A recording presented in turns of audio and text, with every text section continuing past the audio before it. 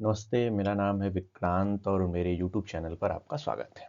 आज इस YouTube video के माध्यम से मैं आपको इकोनॉमिक सर्वे के उस हर पहलू को समझाने का प्रयास करूंगा जो मुझे लगता है कि सबको पता होना चाहिए। असल में जब हम इकोनॉमिक सर्वे की बात करते हैं ना, तो हमें एक चीज़ हमेशा ध्यान में रखना चाहिए कि अगर किसी देश की अर्थव्यवस्था का, खासकर अगर भारतीय अर्थव्यवस्था का आपको हेल्थ रिपोर्ट कार्ड समझना है तो आपको इकोनॉमिक सर्वे पढ़ना चाहिए। इकोनॉमिक सर्वे जैसे हम अपने ब्लड का सैंपल देते हैं, हमारे ब्लड सैंपल की रिपोर्ट आती है, तमाम पैरामीटर होते हैं जिन पैरामीटर के हिसाब से हम ये तय कर पाते हैं कि हमारा स्वास्थ्य कैसा है। वैसे ही इकोनॉमिक सर्वे भी तमाम पैरामीटर के आधार पर हमें ये बताता है कि भारत का और भारतीय अर्थव्यवस्था का सच में हेल्थ रिपोर्ट कार्ड क्या कहता है। तो आज हम इसको बहुत बारीकी से समझने का प्रयास करते हैं। सबसे पहले तो हम ये समझने का प्रयास करते हैं कि इकोनॉमिक सर्वे क्या है। इकोनॉमिक सर्वे के बारे में जब हम बात करते हैं तो पहली चीज जो हमें समझ में आनी चाहिए कि यह एक सालाना आर्थिक रिपोर्ट होती है, जिस रिपोर्ट के आधार पर हम ये समझ पाते हैं कि भारत को जो है किस तरीके के जो है आर्थिकी के रूप में हमको समझना चाहिए। दूसरी महत्वपूर्ण जो बात इसमें हमको समझ में आती है कि यह जो है देश के मुख्य आर्थिक सलाहकार के जरिए बनाया जाता है। इस समय हमारे मुख्य आर्थिक सलाहकार वी अनंत नागेश्वरन है, जिन्होंने प्रेस कॉन्फ्रेंस करके देश के सामने इकोनॉमिक सर्वे की रिपोर्ट रखी है। और तीसरी महत्वपूर्ण बात कि बजट आने के ठीक पहले इसको इसलिए प्रस्तुत किया जाता है ताकि देश के पास एक बेस हो कि हम किस तरीके का यूनियन बजट आने वाले समय में देख सकते हैं। तो यह बजट बनाने के लिए भी बहुत जरूरी माना जाता है। तो इस तरीके से जो चीज हम समझ पाते हैं कि इकोनॉमिक सर्वे की हमें जरूरत क्या है। अब अगर पर्पज को बहुत संक्षिप्त तरीके से समझने का प्रयास करें तो पहला तो ये होता है कि यह हमें इकोनॉमी को एसेस करने में मदद करता है। दूसरी महत्वपूर्ण बात यह है इसमें जो हमको समझ में आती है कि यह देश में आने वाले और वैश्विक दुनिया को ध्यान में रखकर बताता है कि क्या चुनौतियां, क्या खतरे आ सकते हैं। और तीसरी जो महत्वपूर्ण बात इसमें समझ में आती है वो ये आती है हमें कि ये हमें बताता है कि आने वाले समय में हमें किस तरीके के रिफॉर्म की जरूरत है, किस तरीके के रिफॉर्म पर देश को आगे बढ़ना चाहिए। अब अगर हम आगे बढ़ें और इस बार के अगर हम इकोनॉमिक सर्वे को पढ़ने की शुरुआत करें तो यह ग्लोबल कॉन्टेक्स्ट से शुरुआत करता है। और ये बहुत महत्वपूर्ण बात कहता है, ये कहता है कि इस समय दुनिया में जियोपॉलिटिकल टेंशन है। दूसरी महत्वपूर्ण बात कि सप्लाई चेन प्रभावित हो रहा है। और तीसरी महत्वपूर्ण बात जो कहता है कि इन दोनों की वजह से दुनिया में इंटरेस्ट रेट बहुत तेजी से बढ़ रहा है। और इन तीनों को हम बहुत बारीकी से अभी समझेंगे कि मेरा ये कहने का मतलब क्या है।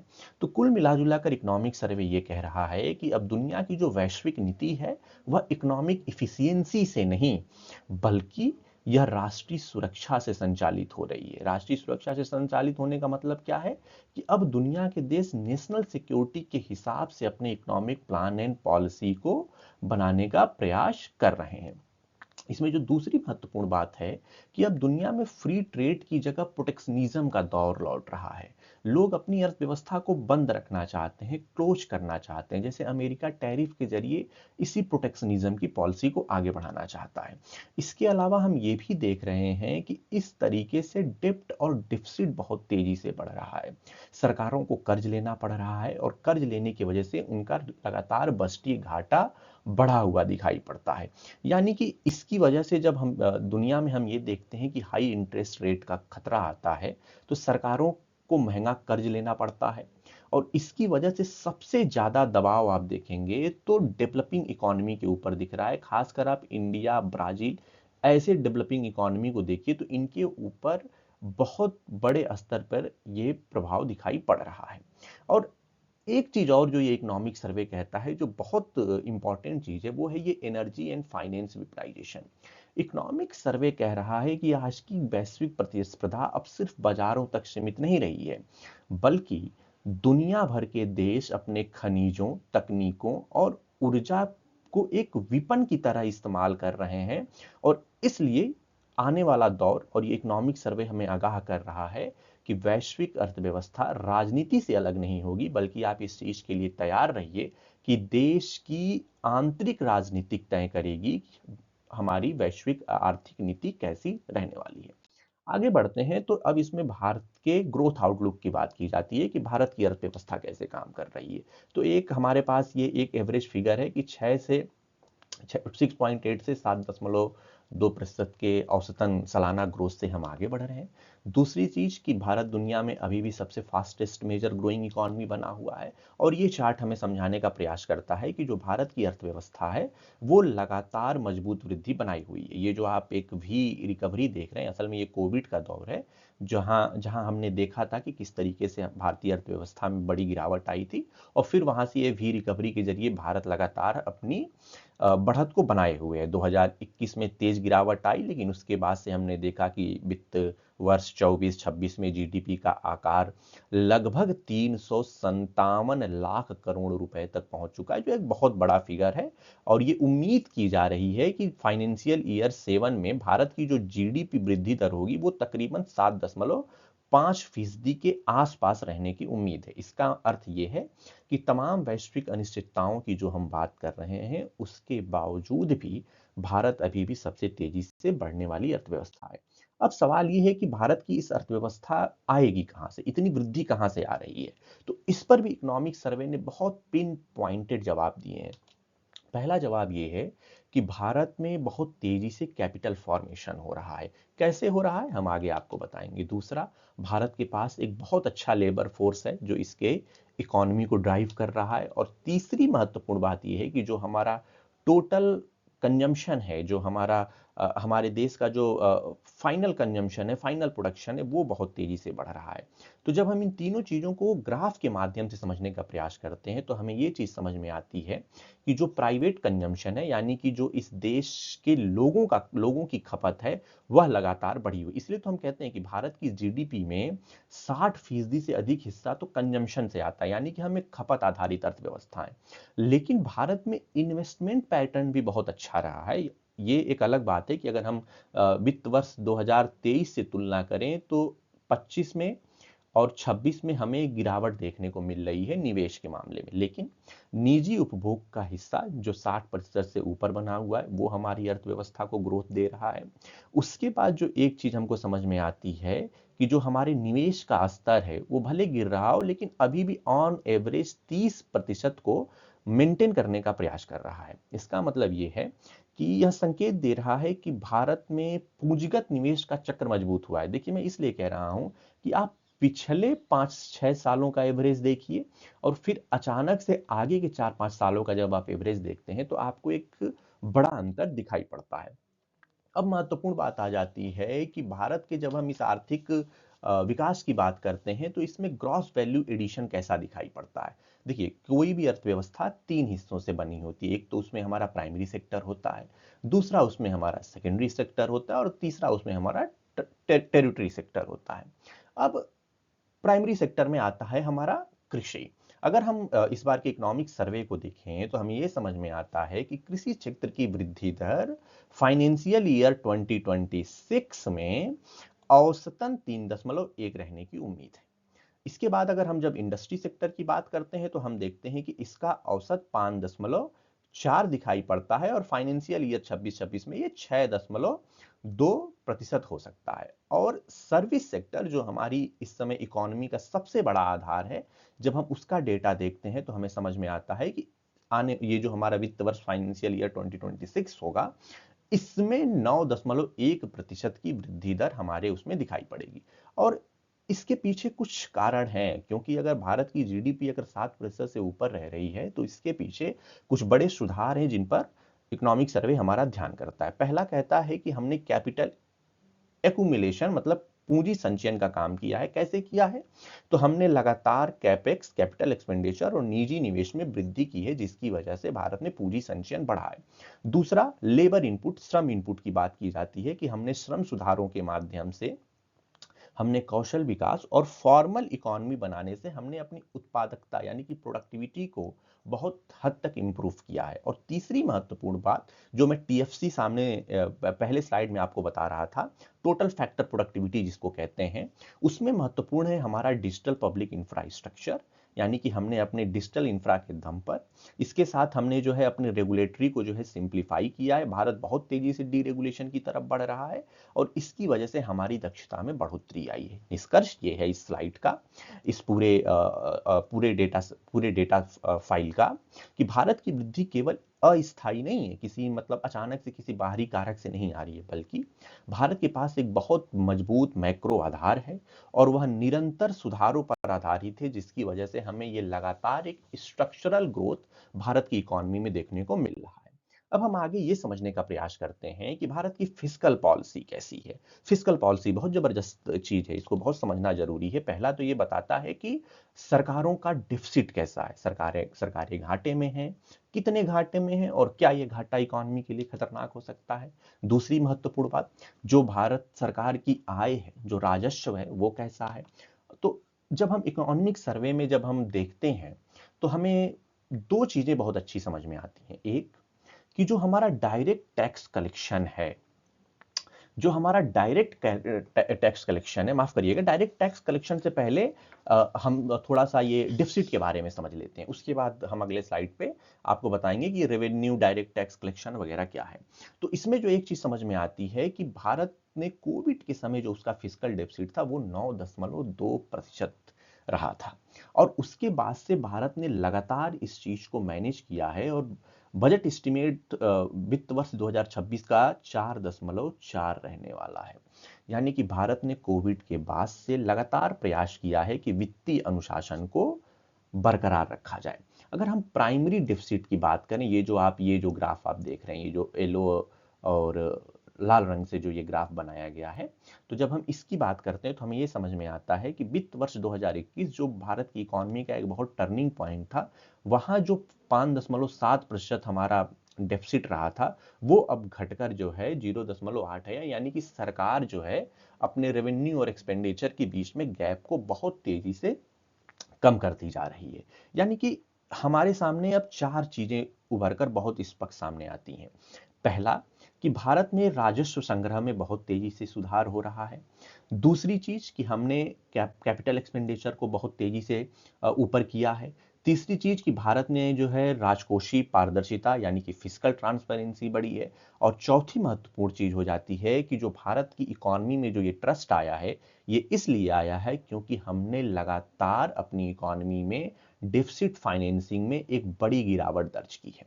और इसकी गवाही जो है तमाम बड़े संस्थान भी दे रहे हैं, चाहे वो आपका जो है मॉर्निंगस्टर डीबीआरएस हो या एस&पी ग्लोबल रेटिंग हो या आरएनआई जापान हो, सबने इस बात को कहा है कि भारत एक मजबूत और विवेकपूर्ण राजकोषीय प्रबंधन के दम पर आगे बढ़ रहा है। अब जो मैं आपसे कह रहा था कि थोड़ा डायरेक्ट कलेक्शन, रेवेन्यू ग्रोथ, इन सारी चीजों को देखते हैं, तो इसमें महत्वपूर्ण चीज हो जाती है, एक तो भारत का डायरेक्ट टैक्स बेस बहुत तेजी से बढ़ रहा है। दूसरा, जीएसटी में अब एक स्टेबिलिटी आ चुकी है और हमने तमाम जीएसटी में सुधार भी किए हैं हाल के दिनों में। तो जो इसमें एक चीज हमको समझने की जरूरत है कि जो भारत का डायरेक्ट टैक्स कलेक्शन है वो महामारी से पहले तकरीबन 41% हुआ करता था। आप इसको ध्यान से देखिएगा तो इसमें दो चीजें हैं। एक तो ये हमारा डायरेक्ट टैक्स कलेक्शन की बात है, जो हमारा ग्रीन एरिया है, और ये जो हमारा पीले रंग का जो हमारे इस हमारे इस पाई चार्ट में है, ये पीले रंग में जो हिस्सा है वो हमारे इनडायरेक्ट टैक्स की बात करता है। तो महामारी से पहले जो है 41% ये जो हमारा टैक्स कलेक्शन था वो इनडायरेक्ट कलेक्शन की बात किया करता था। लेकिन वित्त वर्ष 2025 में जब हम देखते हैं तो यह लगभग बढ़कर 59% हो चुका है। यानी अब इसको थोड़ा सा हम इसको और समझने का प्रयास करते हैं कि हमारा tax collection, indirect tax collection बहुत बेहतर हुआ है कोविड और कोविड के बाद की स्थिति में जब हम देखते हैं। तो इसका कहने का मतलब बहुत समान सा है कि भारत का टैक्स बेस बहुत तेजी से बढ़ रहा है। दूसरी महत्वपूर्ण बात इसमें जो हमको ये दिखाई पड़ती है कि जो हमारा रेवेन्यू रिसिप्ट है, जो हमारी राजस्व प्राप्तियां हैं, वह प्री पैंडेमिक जो 8.5% की दर से बढ़ता था, अब वो 9.1% की दर से बढ़ रहा है। दूसरी महत्वपूर्ण बात यह है कि जो हमारा सकल कर राजस्व जिसे हम कहते हैं ग्रॉस टैक्स रेवेन्यू, वो भी जो है कोविड की प्री पैंडेमिक यानी कि कोविड के उस स्तर से बढ़कर अब 11.5 हो चुका है। ऐसे ही अगर हम नॉन कॉर्पोरेट टैक्स कलेक्शन को देखते हैं, जो सीधे तौर पर हमें डायरेक्ट टैक्स कलेक्शन की बात भी बताता है, इसमें एक हिस्सा उसमें शामिल होता है जब हम नॉन कॉर्पोरेट की बात कर रहे हैं, तो वो हम जब देखते हैं तो वो 2.4% से बढ़कर 3.3% हो जाता है। यानी पूरे इकोनॉमिक सर्वे का सार ये है कि भारत का टैक्स बेस बहुत बड़ा हुआ है और भारत में टैक्स कंप्लायंसेस, टैक्स फाइलिंग भी बहुत तेजी से बढ़ी है और इसकी वजह से जो भारत का रेवेन्यू स्ट्रक्चर है वो पहले से कहीं अधिक हमको बैलेंस दिखाई पड़ता है और टिकाऊ दिखाई पड़ता है। अब इसमें एक महत्वपूर्ण बात आ जाती है कि जो हम जीएसटी को लेके बात करें तो अभी हमने जीएसटी 2.0 में बहुत बड़े रिफॉर्म किए हैं। तो इसमें जो पहली चीज हमको समझ में आती है कि जीएसटी के अंतर्गत जो लेन देन है उसमें मजबूती बनी हुई है और ई वे बिल एक बहुत अच्छा पैरामीटर ये समझने का कि सच में जो हमारा जीएसटी रेवेन्यू कलेक्शन हो रहा है वो किस तरीके से बढ़ रहा है। तो हमें ये देखने में समझ में आता है कि जब हम ई वे बिल वॉल्यूम को चेक करते हैं तो वित्त वर्ष 2026 में यह 115 करोड़ ट्रांजैक्शन पहुंचने की उम्मीद है। यानी कि एक बहुत बड़ी वृद्धि होने वाली है वित्त वर्ष 2025 की तुलना में। दूसरी महत्वपूर्ण बात कि जो ये वार्षिक वृद्धि है ये तकरीबन 26% रहने वाली है। तीसरी महत्वपूर्ण बात जो इसमें हमको समझनी चाहिए वो ये समझनी चाहिए कि जो हमारा जीएसटी कलेक्शन है वो जीएसटी कलेक्शन लगातार बढ़ रहा है। कैसे बढ़ रहा है आप समझिए कि फाइनेंशियल ईयर 2024 के बाद इसकी वृद्धि दर थोड़ी सी जो है मध्यम पड़ी हुई थी, लेकिन जब अब हमने सुधार किए हैं तो इसका फायदा हमको दिखने वाला है और वित्त वर्ष 2026 में हम ये देखेंगे कि हम बल्कि ये तो डेटा दिखाया भी जा रहा है। तो अप्रैल से दिसंबर के जो है उसमें हमारा जो है जो कुल जीएसटी कलेक्शन है वो बहुत तेजी से बढ़ा है। अब हमने कुछ सुधार किए। हम जानते हैं कि हम एक टू रेट स्ट्रक्चर की तरफ बढ़ चुके हैं जीएसटी में, जहां एक 18% का जो है कर का जो है स्लैब है और एक 5% का स्लैब का कर है और इसकी वजह से और एक तीसरा स्लैब भी है जिसमें सिगरेट और दारू और ये सारी चीजें अल्कोहल वगैरह को हम शामिल करते हैं। तो अब हम एक बहुत सिंप्लीफाइड टैक्स स्ट्रक्चर की तरफ बढ़े हैं जो टू रेट स्ट्रक्चर है और उसमें हमने एक अलग से डीमेरिट या सीन गुड्स के लिए अलग से किया हुआ है। इन सुधारों से जो सबसे बड़ी चीज आने वाली है वो है कि हमारे उपभोग में वृद्धि होने वाली है। दूसरी चीज हमारी मैन्युफैक्चरिंग एक्टिविटीज बहुत तेजी से बढ़ेंगी क्योंकि जीएसटी कंप्लायंस सरल हो जाएगा।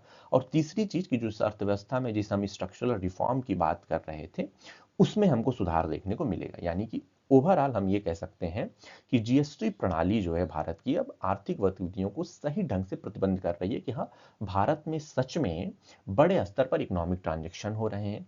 दूसरी महत्वपूर्ण बात कि जीएसटी में जो हमने सुधार किए हैं इसकी वजह से भारत में उपभोग, उत्पादन और कर दक्षता तीनों में हमको एक बड़ा बड़ा बदलाव देखने को मिलने वाला है। अब आ जाता है कैपिटल एक्सपेंडिचर की बात। कैपिटल एक्सपेंडिचर की बात जब हम करते हैं तो हमें एक चीज समझ में आती है कि सरकार अब जीडीपी के 4% के नजदीक पहुंच रही है। दूसरी महत्वपूर्ण बात होती है कि सरकार लगातार इंफ्रा पर फोकस कर रही है। तो अगर हम इस चार्ट को समझने का प्रयास करें तो हमें एक चीज जो समझ में आती है, ये ग्राफ आप देख रहे हैं ना, ये ग्राफ हमें ये बता रहा है कि पहले जीडीपी की तुलना में हमारा कैपिटल एक्सपेंडिचर कितना हुआ करता था और आज हम किस स्थिति में पहुंच गए हैं इसके बारे में ये ग्राफ बताता है। तो हम ये समझ पाते हैं कि अगर वित्त वर्ष 2021 के पहले देखें तो कुल जीडीपी की तुलना में जो हमारा कैपेक्स होता था वो औसतन 2.6% हुआ करता था, लेकिन अब ये जो है 4% से निकलकर 4.3% तक पहुंचने का अनुमान है। दूसरी चीज जो इसमें हमको समझनी चाहिए वो ये है कि केंद्र सरकार इस समय पूंजीगत खर्च जो उसका है वो आप देखेंगे तो 2020 में जो 3.4 लाख करोड़ था वह पिछले साल के बजट में तकरीबन 11.2 लाख करोड़ कर दिया गया था और इस बार उम्मीद की जा रही है कि यह बढ़कर 15 लाख करोड़ तक जा सकता है। यानी कि सरकार पूंजीगत खर्च को बढ़ाकर बड़े इंफ्रा प्रोजेक्ट में पैसा खर्च कर इकोनॉमी को एक बहुत बड़ा मेजर पुश दे रही है। अब इसमें एक जो जिक्र किया गया है मुझे लगा कि इस पे बात कर ही लेनी चाहिए, SASCI यानी special assistant to state for capital investment. सरकार जो है अब राज्यों को उनके राज्य के अंदर बड़े पूंजीगत खर्चों के लिए अलग से असिस्टेंट उपलब्ध करा रही है और राज्यों को अपने पूंजीगत व्यय को बनाने के लिए यह पैसा केंद्र के जरिए प्रोत्साहन के रूप में मिल रहा है। इसमें महत्वपूर्ण बात यह है कि जो राज्यों का कैपेक्स है, जो राज्यों का पूंजीगत खर्च है, वह अभी जीडीपी के अनुमान में लगभग 2.4% बना हुआ है और इसलिए ये उम्मीद की जा रही है स्टेट कैपिटल को, क्योंकि हमको ये अब धीरे धीरे समझ में आने लगा है कि अगर देश को प्रगति करनी है तो सिर्फ केंद्र सरकार के पूंजीगत खर्च के बढ़ाने से नहीं होगा, राज्यों को भी अपने स्थानीय स्तर पर जो है बड़े पूंजीगत खर्च करने होंगे। तो इसका अर्थ ये है कि केंद्र की सहायता से राज्यों के निवेश स्तर को स्थिर किया जा रहा है, क्योंकि हमने हाल के दिनों में देखा है कि किस तरीके से फ्रीबीज के जरिए राज्य सरकारों का एक बड़ा रेवेन्यू फ्रीबीज में जा रहा है और इसकी वजह से वो कैपिटल एक्सपेंडिचर नहीं कर पा रहे थे। तो केंद्र सरकार ने इसके माध्यम से राज्यों में निवेश के स्तर को स्थिर करने का प्रयास किया है। दूसरी महत्वपूर्ण बात यह है कि सेंटर और स्टेट मिलकर जब इस तरीके से काम करेंगे तो अर्थव्यवस्था में एक व्यापक समर्थन मिलेगा और इसकी वजह से हम पाएंगे कि जो भारत का सार्वजनिक निवेश चक्र है, जो सरकार और राज्य सरकार और केंद्र सरकार मिलकर जो पैसा पूंजीगत खर्च करती है, जो इन्वेस्टमेंट करती है, वो मजबूत होगा और भारत की अर्थव्यवस्था में इसका एक व्यापक प्रभाव दिखाई पड़ेगा। मॉनेटरी पॉलिसी का भी जिक्र करना बहुत जरूरी है अगर हम इकोनॉमिक सर्वे की बात कर रहे हैं तो।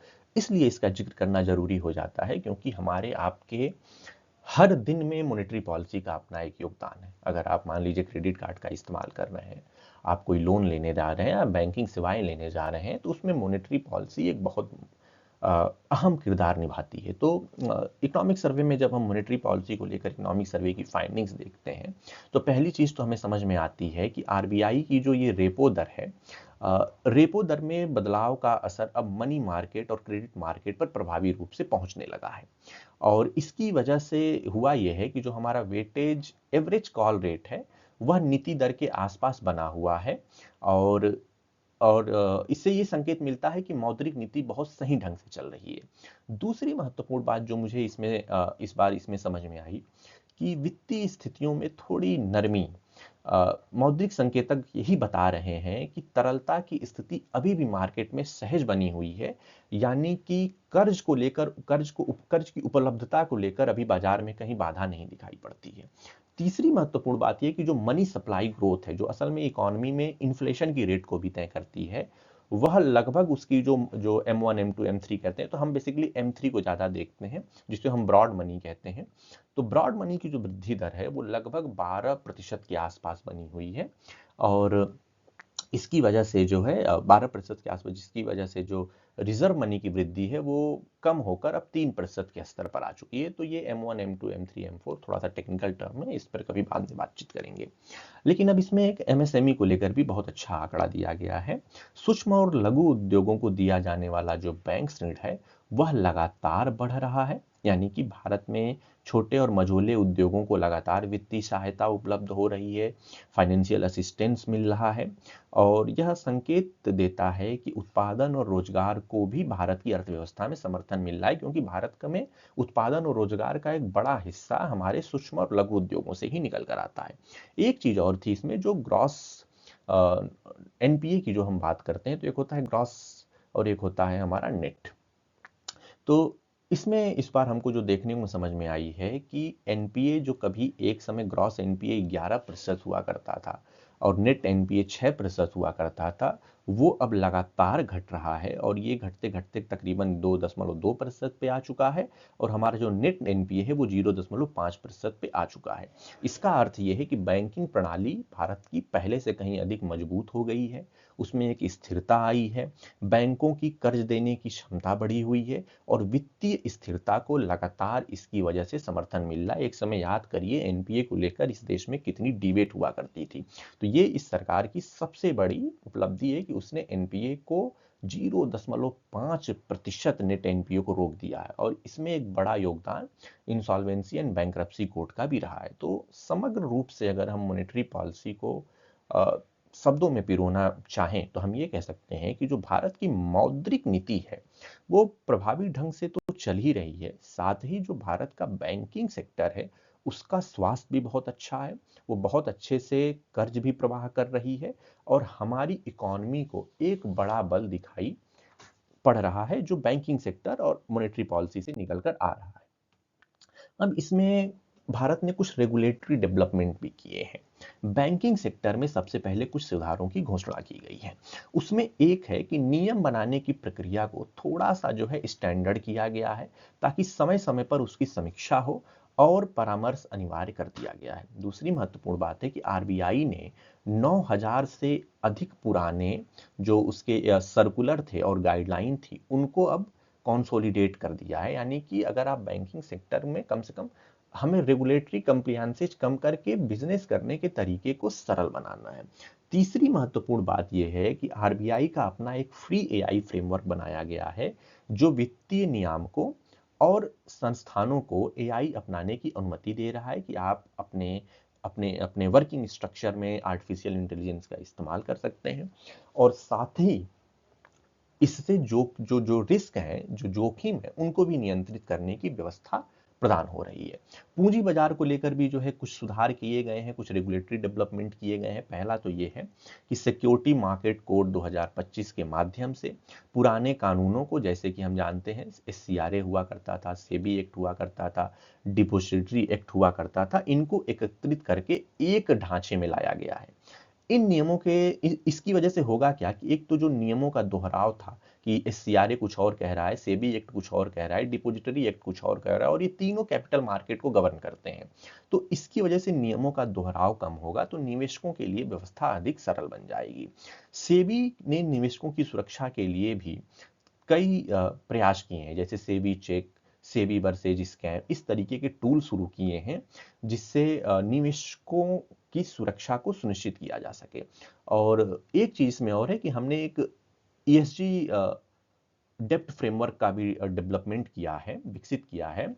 और इसमें हमने कोशिश की है कि जो नगर पालिका के बॉन्ड हैं उनको भी बढ़ावा दिया जाए।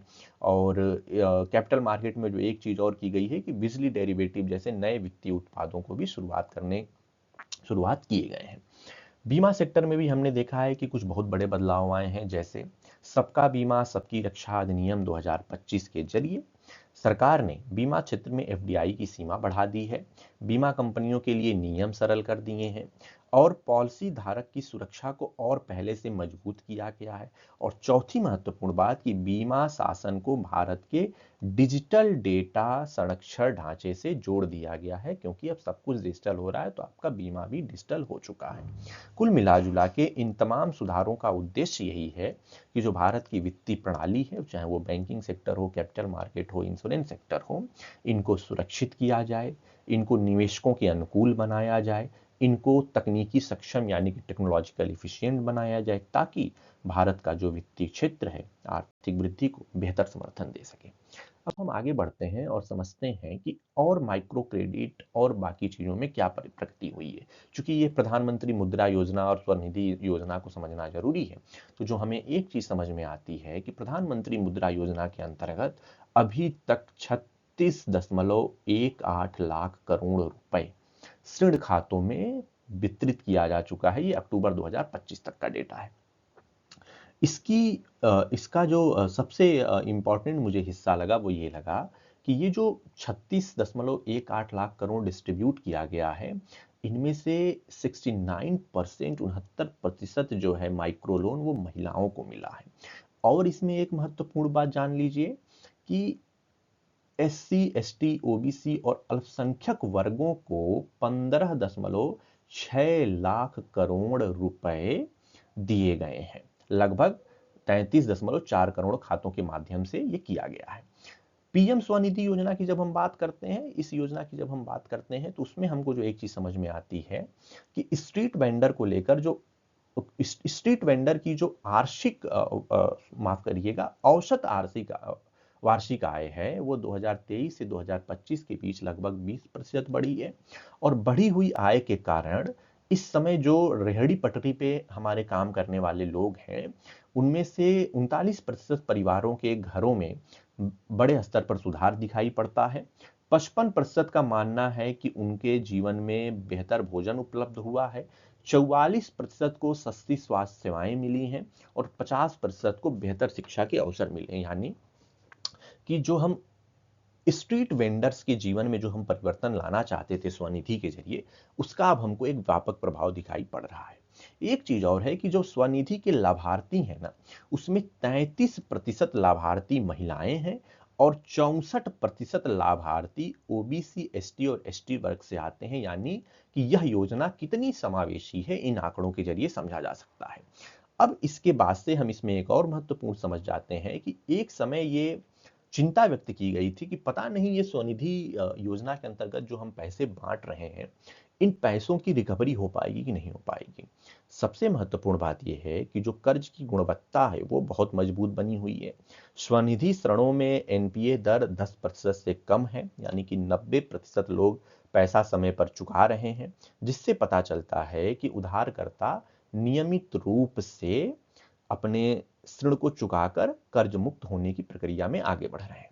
यानी कि माइक्रो क्रेडिट योजनाएं, चाहे वो मुद्रा योजना हो या स्वनिधि योजना हो, इसने भारत की अर्थव्यवस्था में छोटे और मझोले कारोबारियों को, खासकर स्ट्रीट वेंडर्स को, उनकी रोजगार में, उनकी आय में, उनके सामाजिक स्तर में काफी बदलाव लाया है। और यह भारत में नीचे से ऊपर की तरफ आर्थिक विकास का एक मॉडल है जो भारतीय अर्थव्यवस्था को पहले से कहीं अधिक समावेशी बना रही है। अब आगे बढ़ते हैं और समझते हैं कि ग्लोबल ट्रेड डायनामिक्स क्या कह रहा है। अब भारत चूंकि विदेशों से भी व्यापार करता है, गुड्स एंड सर्विसेज में हमारे इंपोर्ट और एक्सपोर्ट होते हैं, तो इसको लेकर कुछ डेटा आया है जो हमें समझने की जरूरत है। पहली चीज तो यह है कि हम एडवांस इकोनॉमी और इमर्जिंग मार्केट डेवलप इकोनॉमी में एक्सपोर्ट इंपोर्ट को दो हिस्सों में बांट कर समझते हैं। तो जो हमारी एडवांस इकोनॉमी है, या जो फिर हमारी जो है उभरती यानी कि इमर्जिंग डेवलपिंग मार्केटिंग इकोनॉमी है, अगर हम इनको 2024 से 2026 के बीच में थोड़ा तुलना करें तो हमको एक चीज समझ में आती है कि जो इमर्जिंग मार्केटिंग डेवलपिंग इकोनॉमी है हमारे, उसमें वृद्धि दर 2024 में जहां लगभग 6.5% थी, वो 2026 में घटकर 3.3% रहने वाली है। और यह आंकड़ा एक्सपोर्ट का है। ठीक है, अगर इंपोर्ट की बात करें तो हमारा इंपोर्ट भी इसकी तुलना में घटता हुआ दिखाई पड़ रहा है।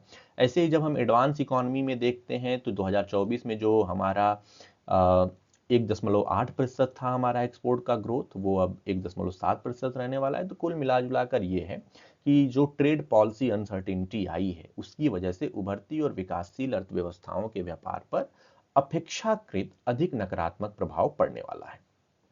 इसमें जो दूसरी महत्वपूर्ण चीज है वो ये है कि वैश्विक स्तर पर हमारे पास एक ट्रेड पॉलिसी एक्टिविटी इंडेक्स है। ठीक है, और इस इंडेक्स को अगर हम ध्यान से देखते हैं तो हमें दो तीन चीजें बहुत अच्छी समझ में आती हैं। पहला कि 2019 के बाद से बड़ी अर्थव्यवस्थाओं के बीच ट्रेड कॉन्फ्लिक्ट यानी कि व्यापार संघर्ष चालू हुआ है, जिसमें टैरिफ लगाना, एक दूसरे के जो है गुड्स एंड सर्विसेज को तमाम तरीकों से जो कर्टेल करने का प्रयास करना। दूसरी चीज कि बीच में फिर हमें कोविड-19 का शॉक दिखाई पड़ता है।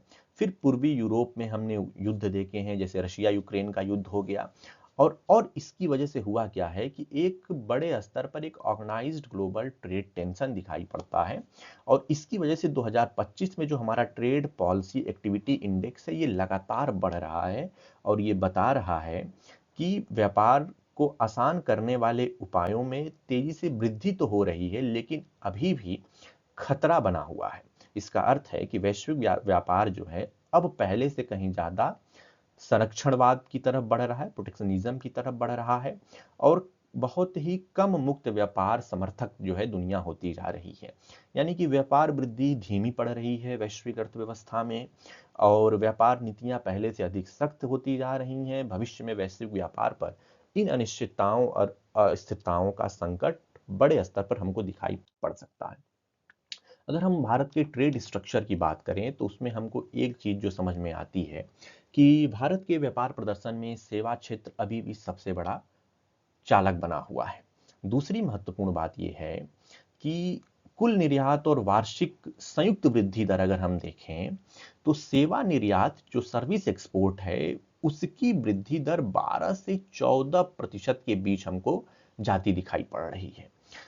लेकिन इसमें एक महत्वपूर्ण चीज और हमको जो यहां देखने की जरूरत है वो ये है कि अप्रैल से दिसंबर 2024 और अप्रैल से दिसंबर 2025 के बीच जब हम तुलना करते हैं तो जो हमारा सर्विस एक्सपोर्ट है उसमें तकरीबन 6.5% की वृद्धि दिखाई पड़ती है। इसके परिणाम स्वरूप ये हम एक निष्कर्ष निकाल पा रहे हैं कि भारत का जो सर्विस ट्रेड सरप्लस है अभी भी वही भारत का जो मर्चेंडाइज डिफिसिट है उसको बैलेंस करने का प्रयास कर रहा है। यानी कि भारत की निर्यात वृद्धि का मुख्य इंजन अभी भी सर्विस बना हुआ है। भारत अभी भी मैन्युफैक्चर गुड्स में बहुत ज्यादा ट्रेड नहीं कर पा रहा है, और यही जो सर्विस सरप्लस है हमारा, यही हमारे करंट अकाउंट डेफिसिट यानी कि चालू खाते को हमारे सहारा दे रहा है। और तमाम वैश्विक अनिश्चितताओं के बावजूद भारत की बाह्य क्षेत्र में अभी भी स्थिति मजबूत दिखाई हमको पड़ती है। अब इसमें एक बहुत महत्वपूर्ण चीज ये आ जाती है कि भारत इसके लिए अब क्या कर रहा है। तो भारत दुनिया भर में अब फ्री ट्रेड एग्रीमेंट को बढ़ावा दे रहा है। भारत ने पिछले 5 वर्षों में 8 मुक्त व्यापार समझौतों को और व्यापक आर्थिक भागीदारी समझौतों को सफलतापूर्वक संपन्न किया। अभी हाल ही में हमने देखा कि भारत ने इंडिया और यूरोपियन यूनियन के बीच में जो एक हुआ है उसको भी भारत ने फ्री ट्रेड एग्रीमेंट को अभी हाल ही में संपन्न किया है। तो कुछ समझौते अभी क्रियान्वयन यानी कि अपग्रेड करने की तैयारी चल रही है, जिससे संकेत मिल रहा है कि भारत की व्यापार नीति स्थिर नहीं बल्कि गतिशील है और वो लगातार अपने सहयोगी देशों के साथ अपने व्यापार समझौतों को अपग्रेड करना चाहता है। दूसरी चीज जो हमें समझ में आती है इस पूरे चार्ट को देखकर, वो ये समझ में आती है कि वर्तमान में जिन देशों के साथ हम वार्ता कर रहे हैं उसमें Australia, Sri Lanka, Peru, Chile, America, Eurasian economic union और कोरिया जैसे देश शामिल हैं, जिनके साथ हम एक फ्री ट्रेड एग्रीमेंट पर नेगोशिएशन कर रहे हैं।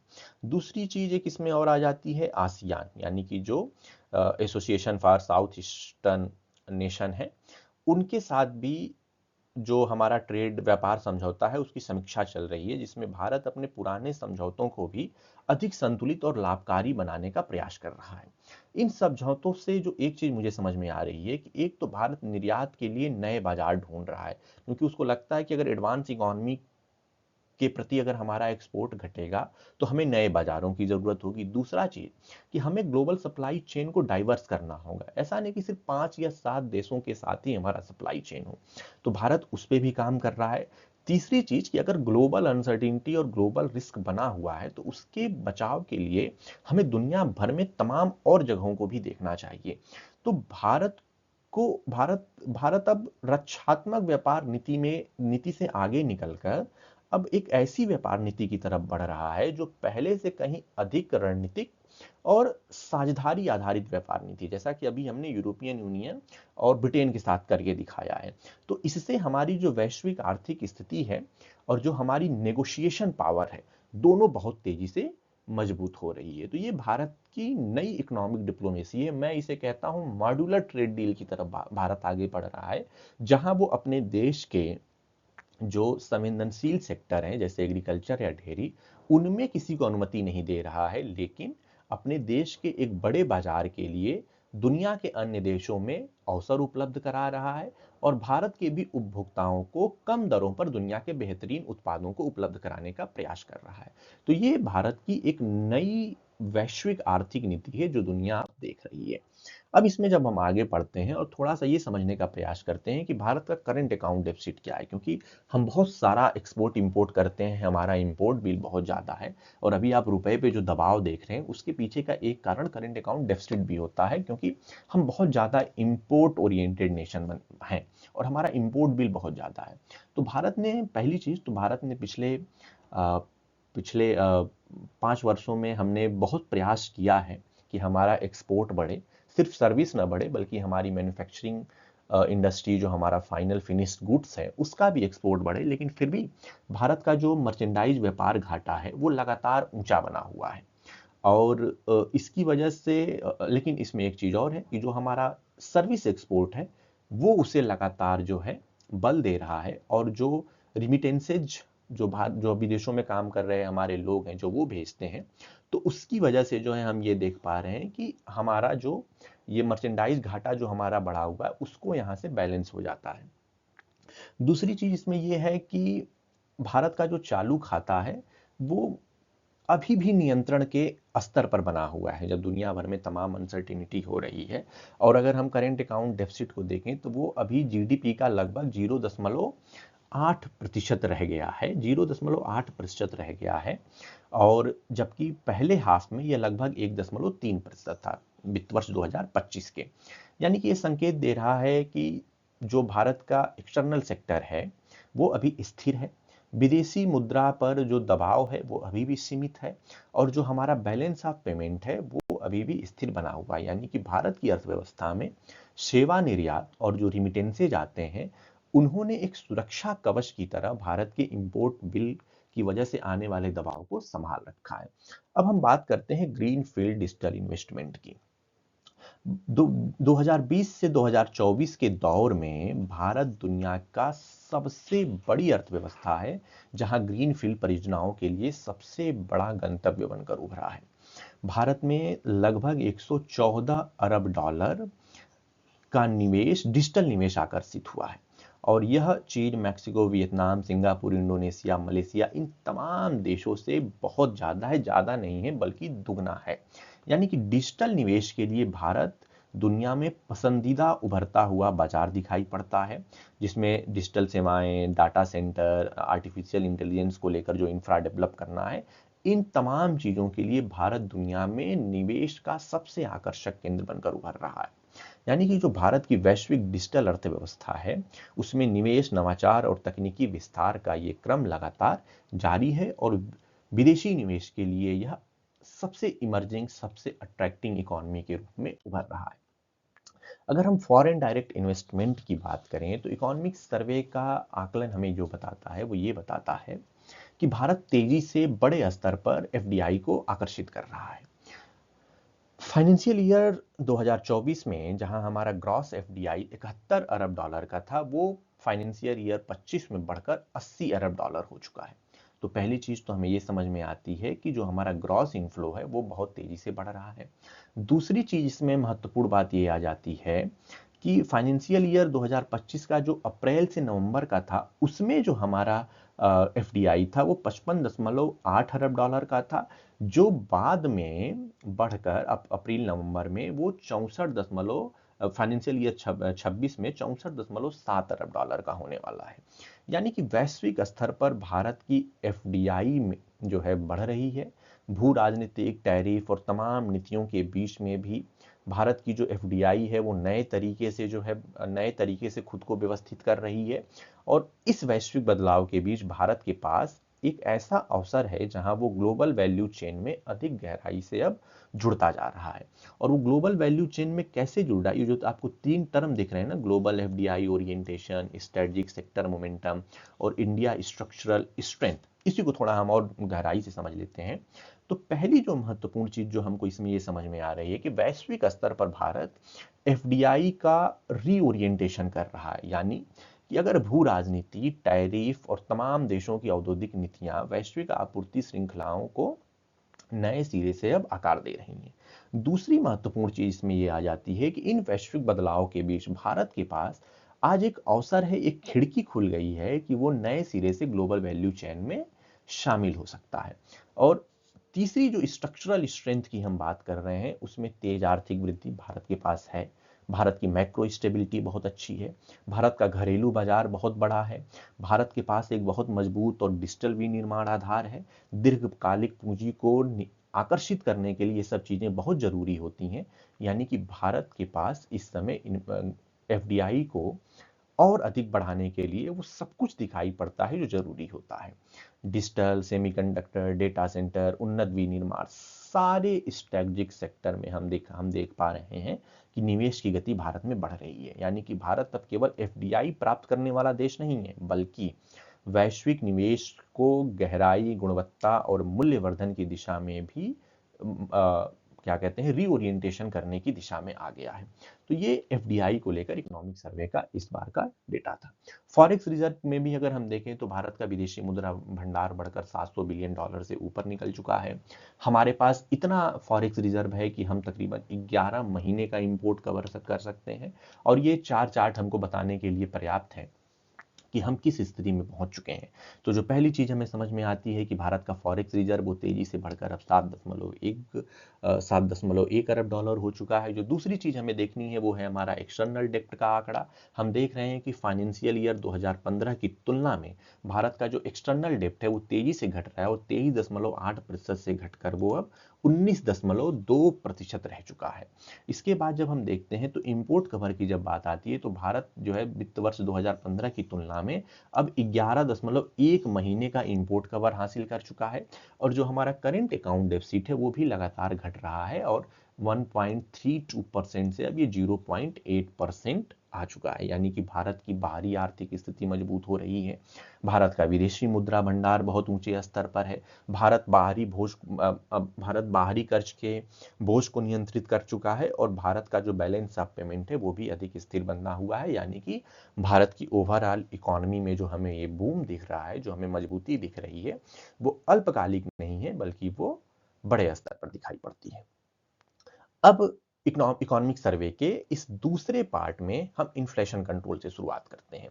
इन्फ्लेशन कंट्रोल को जब हम देखते हैं तो इसमें एक हेडलाइन इन्फ्लेशन आपको दिख रहा होगा और एक कोर इन्फ्लेशन दिख रहा होगा। मैं चाहता हूं और एक फूड इन्फ्लेशन। मैं चाह रहा हूं कि आप थोड़ा सा इसकी एक अच्छी जानकारी ले लीजिए। हेडलाइन इन्फ्लेशन का मतलब ये होता है कि जब आपके इन्फ्लेशन डेटा में एनर्जी और फूड दोनों का डेटा शामिल होता है। कोर इन्फ्लेशन वो होता है जिसमें एनर्जी और फूड का डेटा शामिल नहीं होता है और फूड इन्फ्लेशन में तो खाद्य पदार्थों की महंगाई से ही जुड़े आंकड़े शामिल होते हैं। जब हम इस चार्ट को थोड़ा सा रीड करने का प्रयास करते हैं, खासकर इन नंबर को हम देखने का प्रयास करते हैं, तो जो पहली चीज समझ में आती है कि हेडलाइन इन्फ्लेशन में स्पष्ट गिरावट आ रही है।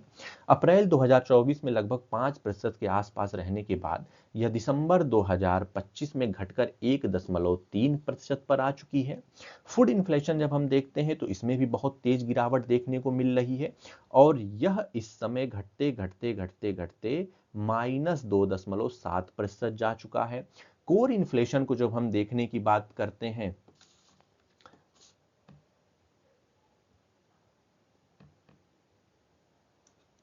कोर इन्फ्लेशन को जब हम माफ करिएगा कोर इन्फ्लेशन को जब हम देखने की बात करते हैं तो हम इसमें ये भी देखते हैं कि जो हमारा कोर इन्फ्लेशन है वो भी 4 से 4.6% के दायरे में बना हुआ है। यानी कि कुल महंगाई में गिरावट आ रही है। इसका एक कारण है कि खाद्य महंगाई में हमें तेजी से कमी देखने को मिलती है।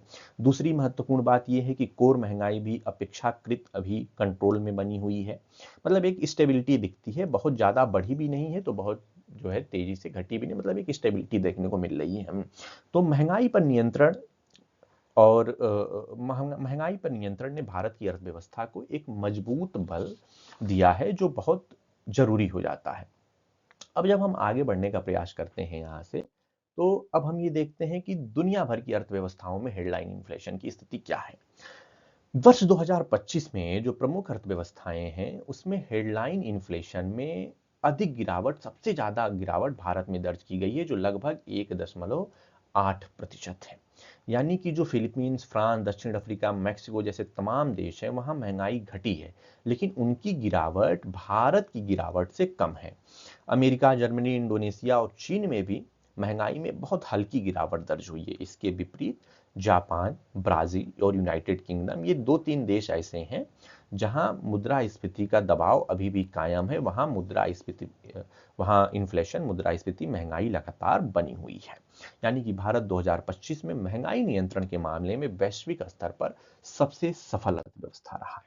अगर हम कोर इन्फ्लेशन और इन सारी चीजों को भी देखने का प्रयास करें तो हमें दो चीजें समझ में आती हैं कि भारत में कोर महंगाई स्थिर बनी हुई है और इसमें एक चीज मैंने इस ग्राफ को इसलिए रखा था कि मैं आपको ये बता सकूं कि जिस तरीके से सोना और चांदी का दाम बढ़ रहा है, अगर आप उसको देखिए तो इस ग्राफ में इकोनॉमिक सर्वे में दो चीजें बताई गई हैं। एक तो जब हम ये देखने का प्रयास करते हैं कि जो कोर इन्फ्लेशन है, जब उसमें हम सोना और चांदी को शामिल नहीं करते हैं तो वह 2.27 बन जाता है, लेकिन जैसे ही हम सोने और चांदी की महंगाई को शामिल करते हैं तो ये 4.62 बन जाता है। यानी कि मुख्य रूप से सोना और चांदी जैसी जो संपत्तियां हैं, परिसंपत्तियां हैं, उनकी वजह से कीमत वृद्धि प्रभावित हो रही है, न कि रोजमर्रा की उपभोक्ता वस्तुओं की व्यापक महंगाई से हमें ये जो कोर इन्फ्लेशन का डेटा है वो हमें 4.62 के लेवल पर दिखाई पड़ता पड़ता है।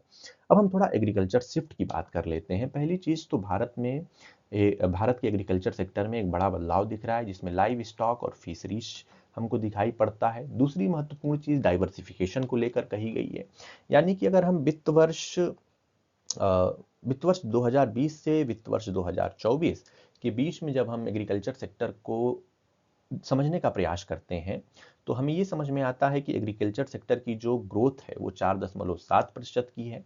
वहीं जो क्रॉप फसलों की ग्रोथ है वो 4% है। लेकिन लाइव स्टॉक और फिशिंग एंड एक्वाकल्चर वो सबसे एग्रीकल्चर सेक्टर में सबसे तेजी से बढ़ने वाले क्षेत्र समझ में आते हैं। यानी कि भारत की कृषि अब केवल फसलों पर निर्भर नहीं रह गई है, बल्कि धीरे धीरे पशुपालन और मत्स्य पालन जैसे उच्च मूल्य वाले क्षेत्रों में भी दिखाई पड़ता है। और यह जो डाइवर्सिफिकेशन है ना, यह डाइवर्सिफिकेशन किसानों के लिए और भारत की ओवरऑल कृषि के लिए बहुत जरूरी था।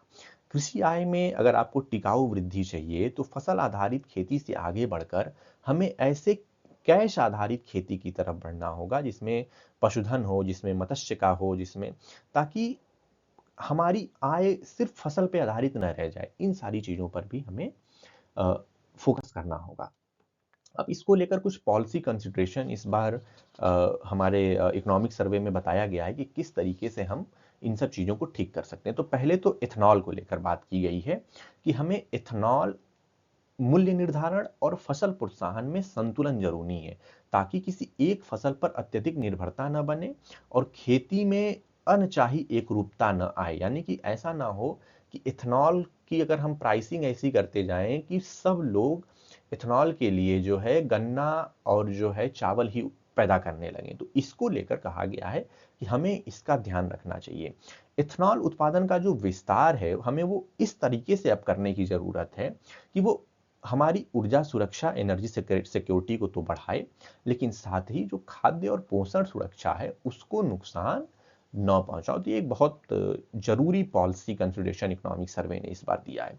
दूसरी चीज है कि उर्वरक फर्टिलाइजर यूज को लेकर एक बहुत अच्छी बात कही गई है कि जो फर्टिलाइजर यूज है वो इस आधार पे होना चाहिए कि जो हमारे सॉयल का हेल्थ है या जो हमारे क्रॉप की रिक्वायरमेंट है, उसके हिसाब से हम ये तय करें कि हमें किस स्तर पर फर्टिलाइजर का इस्तेमाल करना है। और इसमें एक चीज और जो बहुत महत्वपूर्ण बात की गई है कि input distortion to agri based support, मतलब कहने का मतलब बहुत साधारण सा है कि फर्टिलाइजर के दाम बढ़ाने की बात कही जा रही है, और ये जो दाम बढ़ाए जाएंगे यह पैसा सीधे किसानों के खाते में डीबीटी के माध्यम से ट्रांसफर कर दिया जाए। मुझे इसके पीछे जो एक चीज समझ में आती है वो ये समझ में आती है कि अगर हम ऐसा करते हैं तो इससे होगा ये कि अगर किसान देखेगा कि फर्टिलाइजर की कीमतें बहुत ज़्यादा हैं, तो शायद वह थोड़ा कम इस्तेमाल करें, क्योंकि ये देखा जा रहा है भारत की कृषि में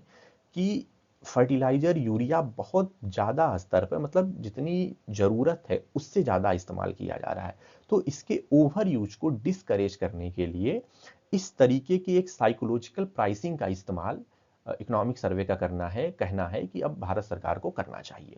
तो कुल मिलाजुलाकर कृषि नीतियां जो हमारी दिखाई पड़ रही हैं, उसमें सिर्फ उत्पादन बढ़ाने तक हमें सीमित नहीं रहना चाहिए, बल्कि हमें अपनी कृषि के जरिए एनर्जी सिक्योरिटी की तरफ भी बढ़ना है, हमें खाद्य सुरक्षा भी देखना है, हमें पर्यावरण का संतुलन भी देखना है, और किसानों की आय भी हमें बढ़ानी होगी। अब किस तरीके से सरकार समर्थन कर रही है, इसके लिए हमें 3 चरण में जाना होगा। पहला चरण है पॉलिसी एंड इंस्टीट्यूशनल सपोर्ट का, दूसरा चरण है इनपुट सपोर्ट का, और तीसरा चरण है इनकम सपोर्ट का। बारी बारी से हम तीनों को समझने का प्रयास करते हैं। सरकार कृषि को केवल उत्पादन तक सीमित न रखकर अब उसको पोषण, तिलहन, डिजिटल खेती और इस तरीके के तमाम स्ट्रक्चरल ट्रांसफॉर्मेशन एम्पावरमेंट की तरफ बढ़ रही है। इसमें महत्वपूर्ण रूप से ये तमाम योजनाएं हैं जिनके जरिए सरकार कोशिश कर रही है कि पॉलिसी और इंस्टीट्यूशनल लेवल पर किसानों की मदद की जाए, जिसमें आप कृषि विज्ञान केंद्र देख रहे हैं, या फिर डिजिटल एग्रीकल्चर मिशन है, या फिर फार्मर प्रोड्यूस ऑर्गेनाइजेशन जो एफपीओ बनाए जा रहे हैं, उनकी बात की जा रही है। ऐसे ही इनपुट सपोर्ट में हम जब जाते हैं तो किसानों को इस समय उच्च गुणवत्ता वाले बीज दिए जा रहे हैं। ये सुनिश्चित किया जा रहा है प्रधानमंत्री कृषि सिंचाई योजना के अंतर्गत कि हर खेत तक पानी पहुंचे।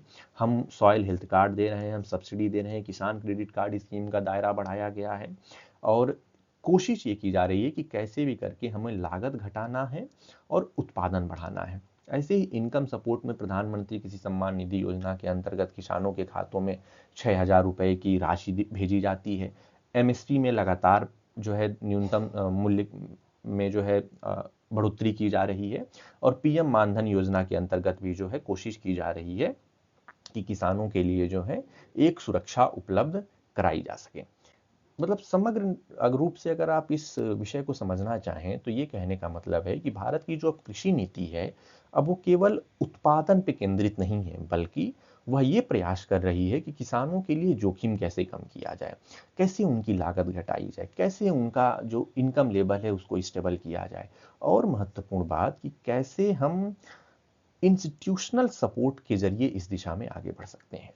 यानी कि कृषि को उत्पादन, सुरक्षा, आय स्थिरता और इंस्टीट्यूशनल सपोर्ट, इन 4 पिलर के हिसाब से संभालने का प्रयास किया जा रहा है। अब अगर हम सर्विस सेक्टर की बात करें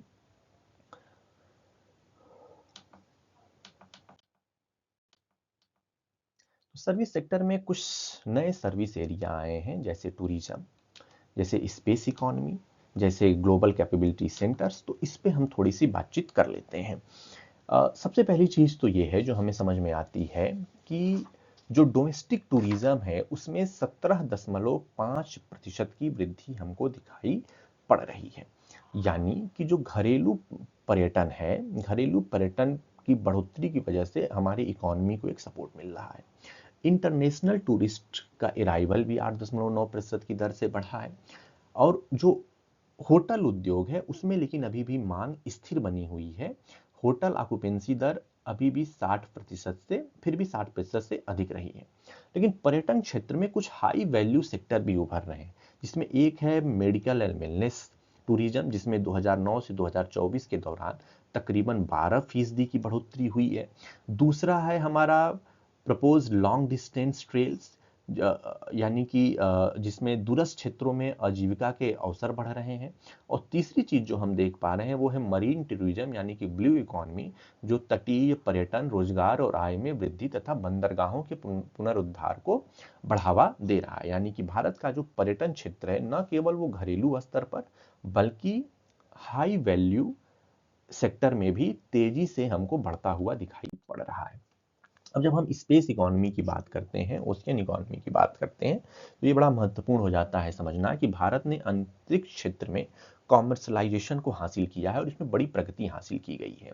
2015 से 24 के दौरान 393 विदेशी उपग्रहों का प्रक्षेपण किया गया है। उसके अलावा अंतरिक्ष सेवाओं में लगभग 443 मिलियन डॉलर की निर्यात आय हुई है, जो भारत के वैश्विक स्पेस मार्केट की मजबूती को बताता है। तीसरी महत्वपूर्ण चीज ये है कि न्यू स्पेस इंडिया लिमिटेड की जो रेवेन्यू है वह 322 करोड़ से बढ़कर अब 3,246 करोड़ का अनुमान है। मतलब बहुत तेजी से राजस्व बढ़ रहा है। सैटेलाइट डेटा सेवाओं में भारत का जो वैश्विक बाजार जो है वो 495 बिलियन का डॉलर हो चुका है, जिसकी वजह से भारत के पास एक बड़ा अवसर अब दिखाई पड़ रहा है। पीपीपी मॉडल की भी बात की गई है और इसमें बताने का प्रयास किया गया है कि पीपीपी मॉडल के जरिए ओशियन टेक और अर्थ सिस्टम डेटा प्रोडक्ट के कॉमर्शलाइजेशन पर अधिक जोर दिया जा रहा है। भारत के आईटी सेक्टर में भी एक बड़ा बूम देखने को मिल रहा है और ग्लोबल कैपेसिटी सेंटर, यानी कि दुनिया भर की बड़ी कंपनियां एक ऐसा सेंटर बनाती हैं जहां से वो पूरे वैश्विक अपने कामकाज को मैनेज करती हैं और भारत इसका एक उभरता हुआ बाजार है। दुनिया भर की वैश्विक कंपनियां अपने बड़े ऑफिसेज, अपने बड़े जो है ग्लोबल कैपेबिलिटी सेंटर भारत में खोल रही हैं और यह आंकड़ों में भी हमें दिखाई पड़ता है। जहां वित्त वर्ष 2019 में इसकी संख्या 1430 थी, वो अब बढ़कर 1700 हो चुकी है। उसी तरीके से अगर हम आर्टिफिशियल इंटेलिजेंस में भी देखें तो भारत तेजी से जो है, भारत में जो है स्टार्टअप बढ़ रहा है और हम इस समय तकरीबन हमारे देश में 890 जनरेटिव आर्टिफिशियल इंटेलिजेंस स्टार्टअप काम कर रहे हैं। यानी कि भारत अब केवल आईटी सेवाओं तक सीमित नहीं रहा है, बल्कि उन्नत डिजिटल और एआई आधारित नवाचार का वैश्विक केंद्र भी हमको बनता दिखाई पड़ रहा है। अब थोड़ा सा बात मैन्युफैक्चरिंग सेक्टर की कर लेते हैं। मैन्युफैक्चरिंग सेक्टर में भारत ने जो सबसे बड़ी छलांग लगाई है वो इलेक्ट्रॉनिक्स में है, इलेक्ट्रिक व्हीकल्स में है, फार्मा में है। जब हम आंकड़ों को समझने का प्रयास करते हैं तो भारत में इलेक्ट्रॉनिक उत्पादन जो है लगातार बढ़ रहा है और वित्त वर्ष 2022 में जहां यह सिर्फ 6.4 लाख करोड़ का था, इस समय वित्त वर्ष 2025 में 11.3 लाख करोड़ का हो चुका है। इस दौरान जब हम देखते हैं तो जो हमारा इलेक्ट्रॉनिक एक्सपोर्ट है वो एक समय 1.2 लाख करोड़ का था, जो आज 3.3 लाख करोड़ का हो चुका है। और इसके अलावा जब हम ये भी देखने का प्रयास करते हैं, इंपोर्ट का भी डेटा देखते हैं, तो इंपोर्ट के डेटा में भी हम देखते हैं कि 5.5, 6.2 लाख करोड़, 7.3 लाख करोड़, मतलब कि हमारा इलेक्ट्रॉनिक इंपोर्ट भी बढ़ रहा है। और ये जो इलेक्ट्रॉनिक इंपोर्ट है ना, ये भारत के लिए बहुत चिंताजनक बात है, क्योंकि इस इलेक्ट्रॉनिक इंपोर्ट का एक मेजर पोर्शन चाइना से आ रहा है और हमारी चाइना से डिपेंडेंसी इसलिए खत्म नहीं हो पा रही है।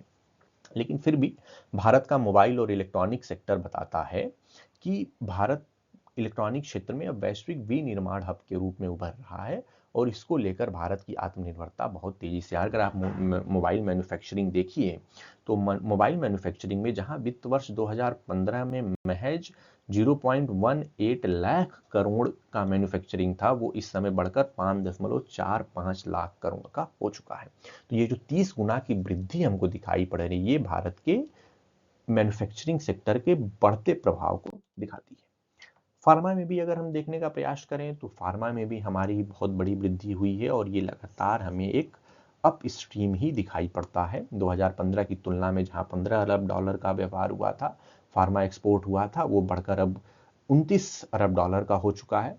और इसमें हम बल्क ड्रग और तमाम बायोलॉजिकल प्रोडक्ट्स और तमाम चीज़ों में हम एक बड़ी वृद्धि हासिल करें। ऐसे ही इलेक्ट्रॉनिक व्हीकल्स में भी भारत में अब तेजी से बढ़ोतरी देखने को मिली है। जो उसका रजिस्ट्रेशन है वो तकरीबन 62.5% की दर से बढ़ा है, अगर हम 2020 से तुलना करते हैं। यानी कि भारत का परिवहन क्षेत्र भी अब धीरे धीरे हरित और टिकाऊ ऊर्जा की तरफ तेजी से बढ़ रहा है। भारत में इलेक्ट्रॉनिक व्हीकल्स मार्केट तेजी से हमको बढ़ता दिखाई पड़ता है।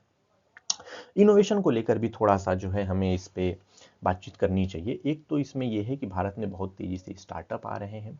दूसरी चीज जो हम देख पा रहे हैं कि भारत में बहुत तेजी से पेटेंट हो रहे हैं। तीसरी चीज कि हम रिसर्च एंड डेवलपमेंट में भी बहुत तेजी से आगे बढ़ रहे हैं। तो भारत में ये चीज देखने को मिली है कि हमारा ग्लोबल इनोवेशन इंडेक्स बहुत बेहतर हुआ है। हमारे यहाँ स्टार्टअप की संख्या तकरीबन 2 लाख पहुंच रही है। जो भारत में जो पेटेंट एप्लीकेशन है वो अब तकरीबन जो है 1 लाख से ऊपर निकल चुके हैं। और ये जो चीज़ देखी ट्रेडमार्क में भी हमने देखा है कि वो तकरीबन 1.5 गुना बढ़ चुका है। इसको थोड़ा सा और समझ लेते हैं तो इस समय दुनिया में जो है अगर हम देखें तो जो वैश्विक नवाचार सूचकांक है उसमें भारत की रैंकिंग लगातार सुधर रही है और 2015 की तुलना में अब वो 81 पहले रैंक पे था, अब वो बढ़कर जो है 38वें स्थान पर पहुंच चुका है। तो ये एक महत्वपूर्ण चीज़ है, यहाँ मैं वो डेटा लिखना भूल चुका हूँ, लेकिन फिर भी भारत की जो entrepreneurship policy and culture ranking है वो अब 12वें स्थान पर आ चुका है। ट्रेडमार्क फाइलिंग में हम दुनिया में चौथे स्थान पर हैं। पेटेंट फाइलिंग में अब हमारा स्थान 6वां हो चुका है। अगर हम इंडस्ट्रियल डिज़ाइन को देखें ग्लोबल फाइलिंग के हिसाब से, इंटेलेक्चुअल प्रॉपर्टी ऑर्गेनाइजेशन का डेटा बताता है कि भारत अब दुनिया में 7वें स्थान पर आ चुका है। और टॉप 5 ग्लोबली अगर हम देखने का प्रयास करें तो जो भारत ने महत्वपूर्ण तकनीकों क्रिटिकल टेक्नोलॉजी में जो हमने बड़ी छलांग लगाई है कि अब हम 45 तकनीकों में विश्व के टॉप 5 देशों में शामिल हो चुके हैं। यानी कि ये आंकड़े बता रहे हैं कि भारत तेजी से वैश्विक नवाचार और प्रौद्योगिकी शक्ति केंद्र के रूप में दुनिया में उभर रहा है। अब थोड़ा सा हम इंफ्रास्ट्रक्चर पुश की बात कर लेते हैं, कैपिटल एक्सपेंडिचर की बात कर लेते हैं। भारत में कैपिटल एक्सपेंडिचर में हमको जो परिवर्तन दिखाई पड़ता है वो हमें रोड में दिखाई पड़ता है, रेल में दिखाई पड़ता है, पोर्ट्स में दिखाई पड़ता है और सरकार के खर्चों में भी दिखाई पड़ता है। 2015 की तुलना में आज हमारा कैपेक्स एक्सपेंडिचर 15 लाख करोड़ पहुंच सकता है 2026 में। यानी कि ये बहुत बड़ी वृद्धि है, इतनी बड़ी वृद्धि है कि हम जीडीपी के में अब कैपेक्स को जो है 4% पहुंचाने के नजदीक पहुंच चुके हैं। यानी कि कुल मिलाकर सरकार की जो इस समय जो ग्रोथ पॉलिसी है, जो ग्रोथ प्लानिंग है वो पूंजीगत निवेश पर पूरी तरीके से केंद्रित दिखाई पड़ती है। अधिक से अधिक प्राथमिकता दी जा रही है जिससे भविष्य की उत्पादन क्षमता बने, देश के लिए संपत्ति का निर्माण हो, देश का इंफ्रा जो बेस है वो मजबूत किया जा सके। अगर हम इसको थोड़ा नंबर में दे समझने का प्रयास करें तो बड़े शानदार नंबर दिखाई पड़ते हैं। पहली चीज कि जो भारत का नेशनल हाईवे नेटवर्क है वह वित्त वर्ष 2014 में जहां 91,000 किलोमीटर का था वो अब 1,46,572 किलोमीटर का हो चुका है।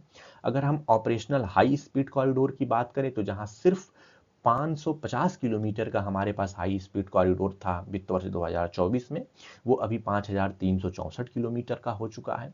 अगर हम रेलवे नेटवर्क को देखें तो प्रति वर्ष जो औसत कमीशनिंग हुई है 2004 से 2014 के बीच ये 1499 किलोमीटर रही, जो इस समय 3,118 किलोमीटर हो चुकी है, यानी कि लगभग दुगनी हो चुकी है।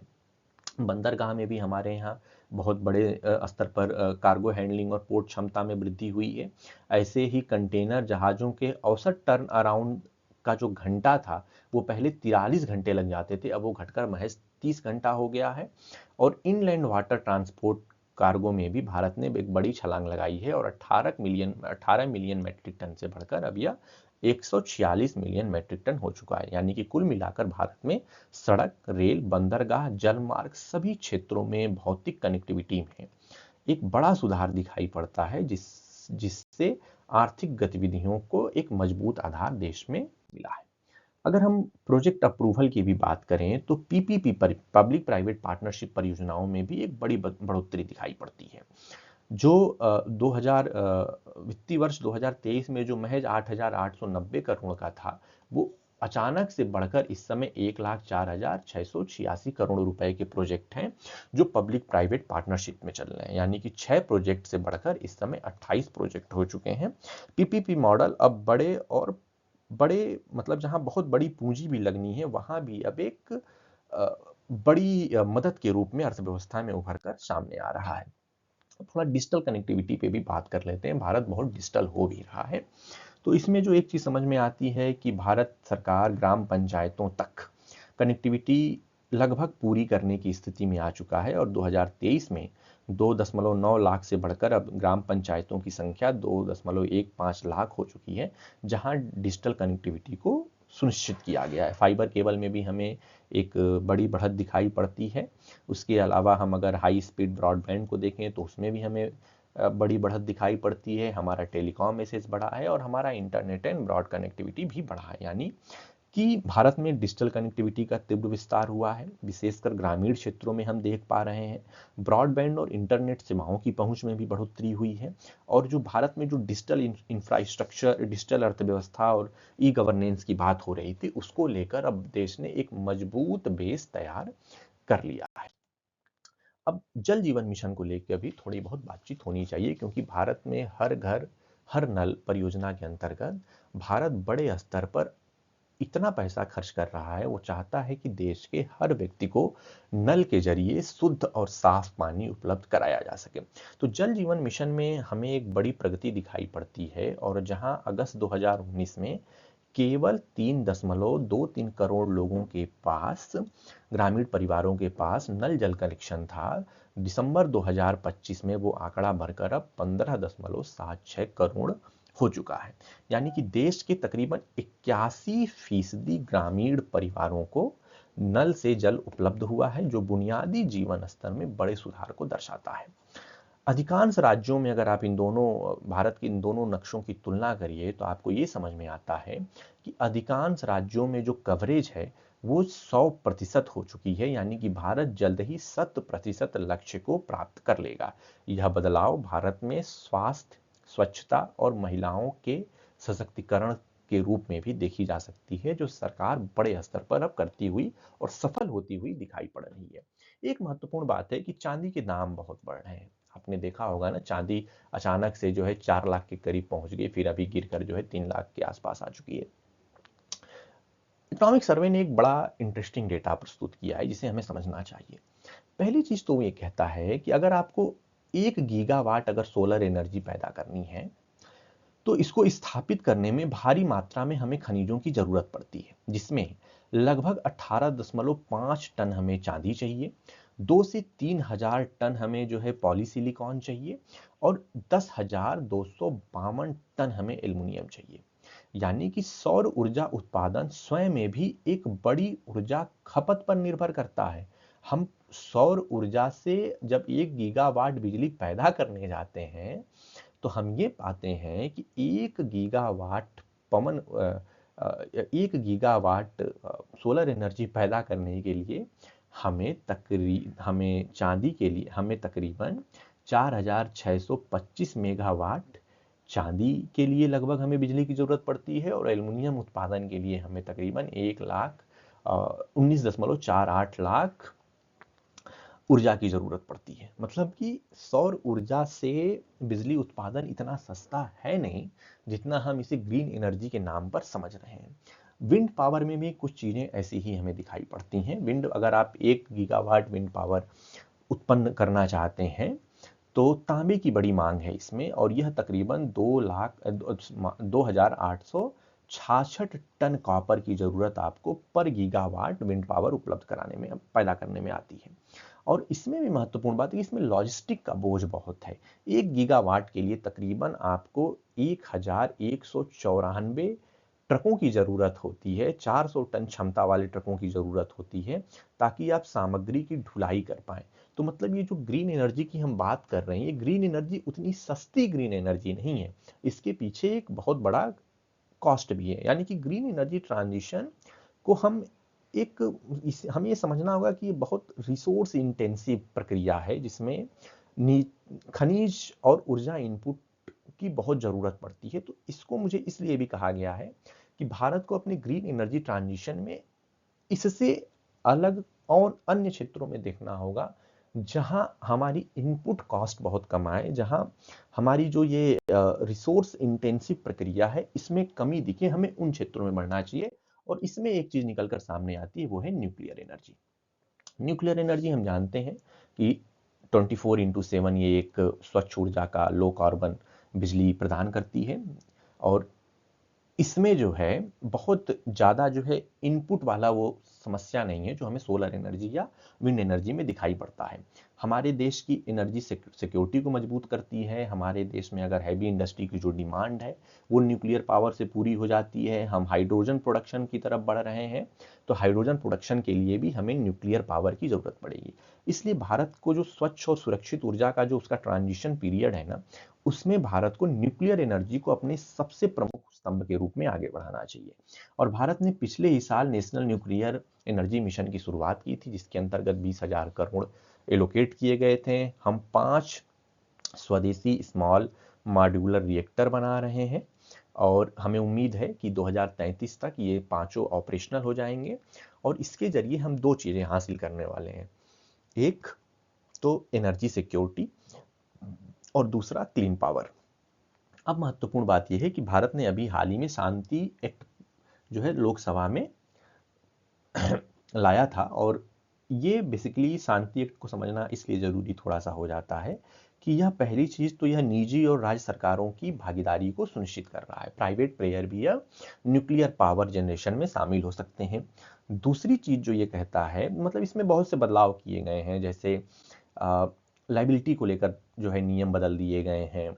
जो पहले पीड़ित मुआवजा हुआ करता था उसको लेकर भी अब नियम बदले गए हैं। और मैन्युफैक्चरिंग, रिसर्च एंड डेवलपमेंट और इनोवेशन में प्राइवेट सेक्टर भी आए, इसके लिए शांति एक्ट को लाया गया है। कुल मिला-जुला कर भारत अब न्यूक्लियर ऊर्जा को एक स्ट्रैटेजिक एनर्जी ट्रांजिशन या एक कह सकते हैं सेफ और क्लीन एनर्जी के रूप में अब विकसित कर रहा है। एक बहुत इंटरेस्टिंग बात इस बार हमने देखी इकोनॉमिक सर्वे में कि सरकार को अब जो ज़रूरत है वो है कि हमें अपने एनर्जी स्टोरेज पर काम करना होगा, क्योंकि एनर्जी स्टोरेज को भारत में रिन्यूएबल इंटीग्रेशन और पीक मैनेजमेंट और रिसोर्स एडवोकेसी, 3 चीज़ों के माध्यम से हमको इसको देखना होगा। जो ये लिखा ना, रिन्यूएबल इंटीग्रेशन, पीक मैनेजमेंट और लॉन्ग टर्म रिसोर्स एडवोकेसी। वर्तमान समय में भारत को 2031-32 तक लगभग 411 गीगावाट ऊर्जा भंडारण क्षमता विकसित करने की जरूरत है, यानी कि बहुत बड़े पैमाने पर हमें स्टोरेज इंफ्रास्ट्रक्चर को बनाना होगा। और इसके लिए पॉलिसी सपोर्ट में बताया गया है कि national framework for promoting energy storage system को लागू किया गया है। इलेक्ट्रिसिटी रूल्स को औपचारिक मान्यता दी गई है। एक harmonised master list of infrastructure में शामिल किया गया है स्टोरेज कैपेसिटी को, और पावर सिस्टम प्लानिंग में इसको एक कोर रिसोर्स के रूप में भी माना गया है। यानी कि भारत में ऊर्जा भंडारण अब वैकल्पिक नहीं बल्कि एक अनिवार्य जरूरत है। और भविष्य की ग्रीन एनर्जी की जो भी व्यवस्था है, अगर आप उसको सुदृढ़ बनाना चाहते हैं तो आपको अपने एनर्जी स्टोरेज कैपेसिटी में एक बहुत बड़ा जंप लाकर दिखाना होगा।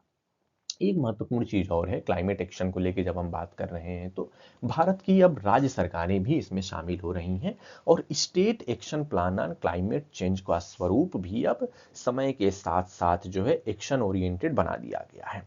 2010 से 2015 में जब हम इसको देखा करते थे state action plan on climate change को, तो एक तो इसमें ये होता था कि हम एक चीज देखते थे कि वो जो है national action plan on climate change के साथ जो है हम उसको कोशिश करते थे कि वो मिलता हुआ दिखाई पड़े।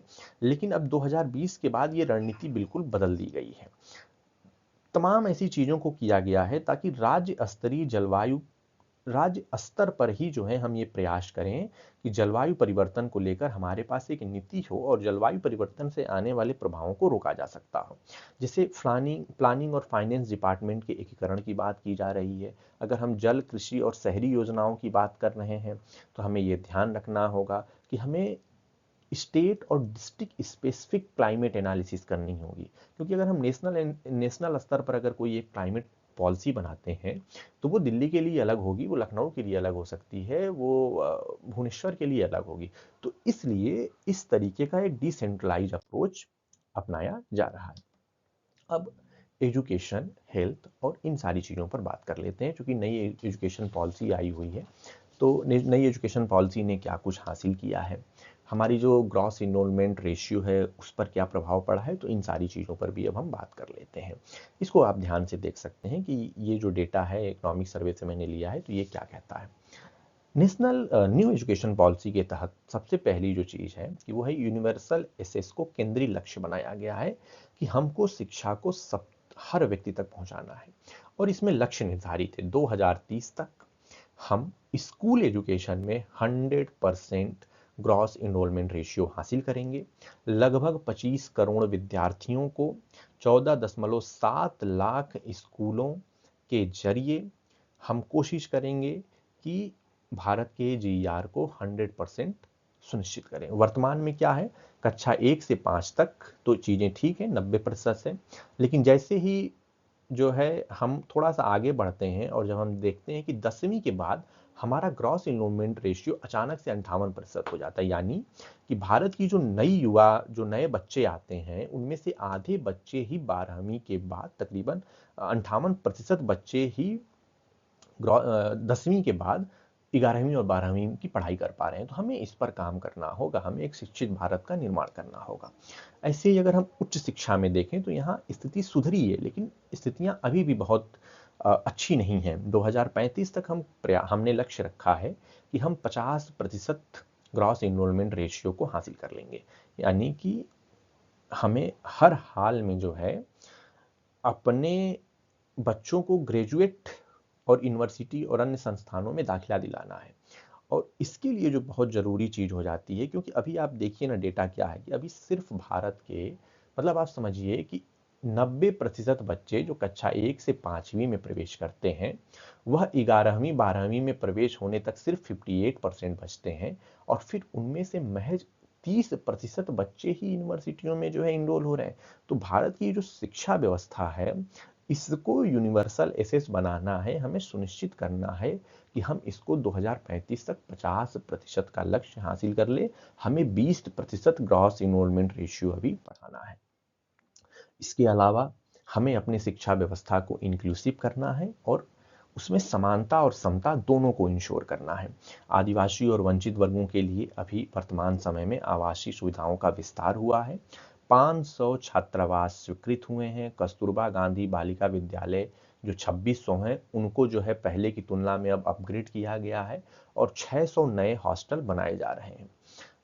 ये भी प्रयास किया जा रहा है कि आर्टिफिशियल इंटेलिजेंस की वजह से जो है हमारे बच्चे न पिछड़ें, तो 3000 से अधिक एआई आधारित इंटरैक्टिव ई कंटेंट विकसित किया गया है और 22 भारतीय भाषाओं में अध्ययन सामग्री उपलब्ध कराई गई है। इसके अलावा हम अब इस समय जो है फाउंडेशनल लिटरेसी एंड न्यूमरेसी करके एक स्कीम चला रहे हैं जिसे हम जो है निपुण भारत कहते हैं। निपुण भारत के अंतर्गत हम ये FLN स्कीम लेकर आए हुए हैं। कक्षा 3 स्तर पर जो कक्षा 3 के स्तर पर देखा जाता है कि हमारे जो बच्चे हैं उनके अंदर सीखने की जो दक्षता है उसमें कितना बदलाव हुआ। तो जब हमने लैंग्वेज प्रोफिशिएंसी देखी, भाषा की दक्षता देखी, तो वह 2021 की तुलना में अब बढ़कर 57% हो चुकी है, 39% से 57 हो चुकी है। वैसे ही जब हम गणित यानी कि न्यूमेरिकल एबिलिटी देखने की कोशिश करते हैं तो वो भी 2021 में 42% से अब बढ़कर 65% हो चुकी है, यानी कि भारत में बच्चों की जो दक्षता है उसमें अब वृद्धि देखने को हमें मिल रही है। ऐसे ही हमने 5334 जो न्यू एजुकेशन फ्रेमवर्क में हमने एक नया करिकुलम रिफॉर्म किया है, उस पर भी भारत तेजी से काम कर रहा है और कौशल आधारित मूल्यांकन की तरफ हम आगे बढ़ रहे हैं। और इसके साथ साथ हम ये भी प्रयास कर रहे हैं कि जो हमारी टीचर कैपेसिटी है उसको जो है हम अपग्रेड करें, उनको हम उनकी क्षमता में हम बढ़ोतरी करें। यानी कि समग्र रूप से न्यू एजुकेशन पॉलिसी जो है भारत की शिक्षा प्रणाली को पहले से कहीं अधिक समावेशी बनाना चाहती है, पहले से कहीं अधिक बहुभाषी बनाना चाहती है, पहले से कहीं अधिक जो है मतलब रिजल्ट ओरिएंटेड बनाना चाहती है, परिणाम की तरफ देखना चाहती है।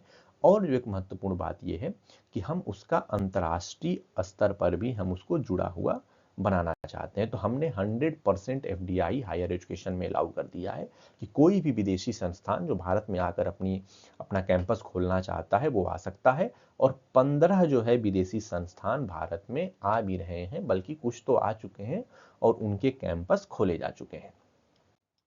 अब जरा हेल्थ पे बात कर लेते हैं। तो पहली चीज तो भारत में एक बड़ी अच्छी चीज हुई है, वो ये हुई है कि भारत की जो लाइफ एक्सपेक्टेंसी है वो 70 प्लस हो चुकी है। भारत ने डिजिटल हेल्थ में बहुत अच्छा सुधार किया है और इस बार का इकोनॉमिक सर्वे बताता है कि शिशु मृत्यु दर में एक बड़ी गिरावट आई है। इन्फेंट मोर्टेलिटी रेट जिसको हम कहते हैं, उसमें एक बड़ी गिरावट आई है और यह गिरावट लगभग 37% की है जब हम पिछले दशक से तुलना करते हैं। यानी कि मातृ शिशु स्वास्थ्य सेवा में भारत में एक अच्छी कामयाबी हासिल हुई है।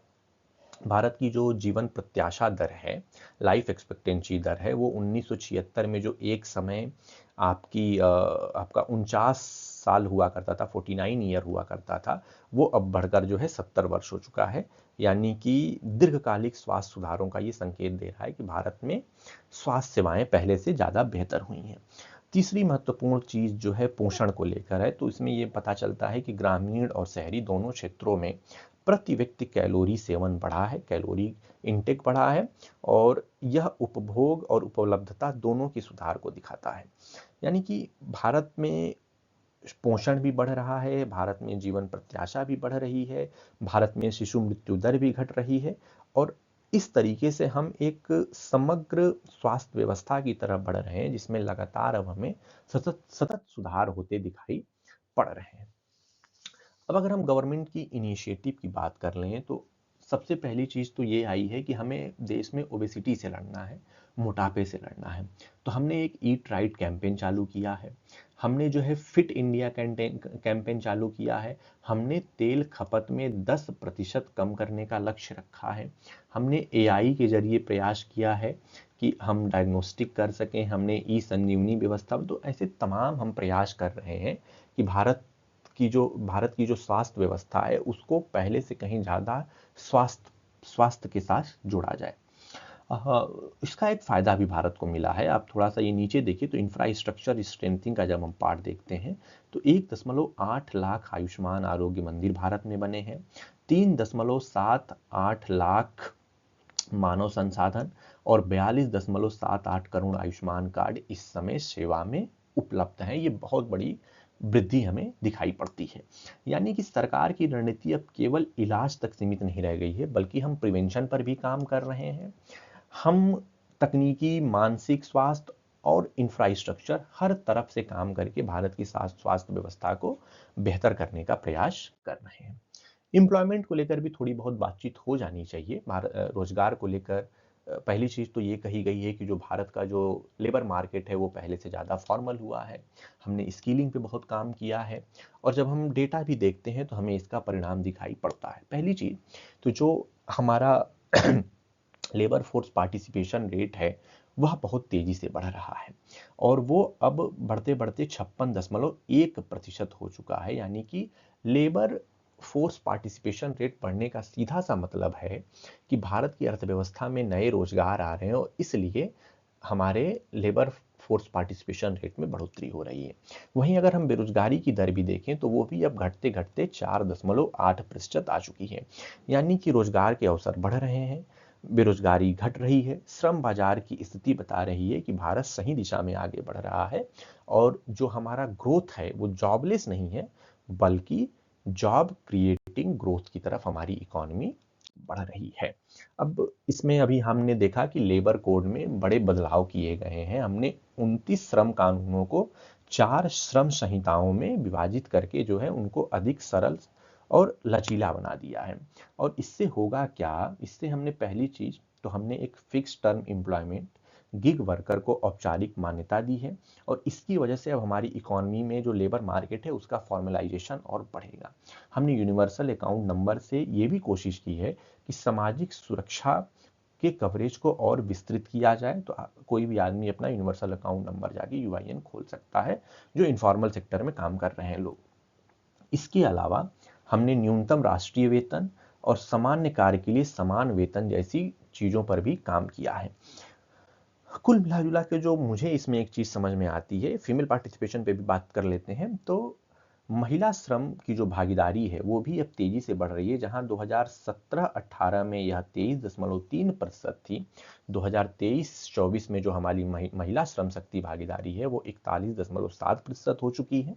महिला बेरोजगारी दर भी जो है 5.6% से घटकर अब 3.2% हो चुकी है। यानी कि इसके लिए सरकार ने एक और भी बहुत अच्छी चीज की है कि सरकार ने खुद इतने सुधार किए हैं कि महिलाओं को कार्यस्थलों पर सरल माध्यम से और तमाम सुविधाओं के बीच, तमाम रिलैक्सेशन के बीच उनको काम करने लायक एक इकोसिस्टम तैयार किया जाए। और इसी इकोसिस्टम का परिणाम है कि महिलाओं की भागीदारी दर, उनका जो पार्टिसिपेशन रेट है वो बहुत तेजी से देश में बढ़ा है। और ये कैसे किया गया है, ये मैंने आपको बताया था कि एक तो फ्लेक्सिबल वर्क स्ट्रक्चर बनाया गया है।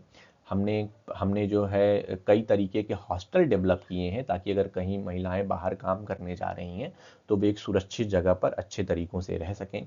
हमने पब्लिक प्राइवेट पार्टनरशिप को भी बहुत बढ़ावा दिया है। हमने स्किल डेवलपमेंट में काम किया है। हमने जो है बहुत सारे जो है जो हमारे रिस्ट्रिक्शंस थे हमने उनको हटाए हैं, ताकि महिलाओं की पार्टिसिपेशन बढ़ सके। हमने जो है वुमेन पुलिस कंट्रोल रूम बनाना चालू किया है।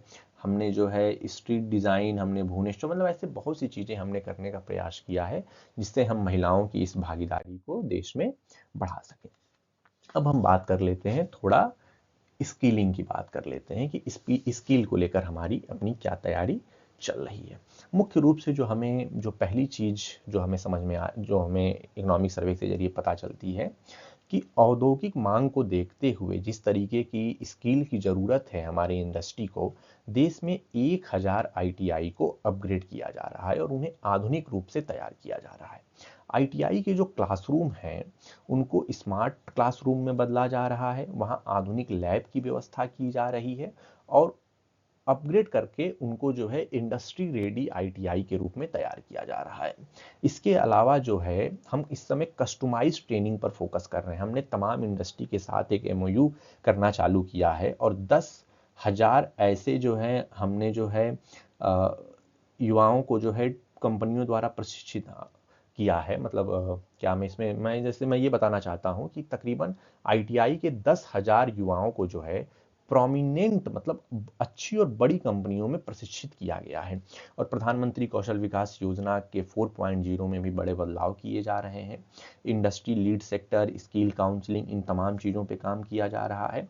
और रोजगार और अप्रेंटिसशिप, अभी पिछले साल के बजट में बहुत बड़ी घोषणा थी ये कि सरकार खुद अब अप्रेंटिसशिप के लिए, इंटर्नशिप के लिए पैसा देगी और कंपनियों में लोगों को भेजकर एक प्रैक्टिकल एजुकेशन की तरफ भारत बढ़ने का प्रयास कर रहा है। तो भारत ने अपने स्किल डेवलपमेंट के मॉडल में एक बड़ा परिवर्तन लाया है।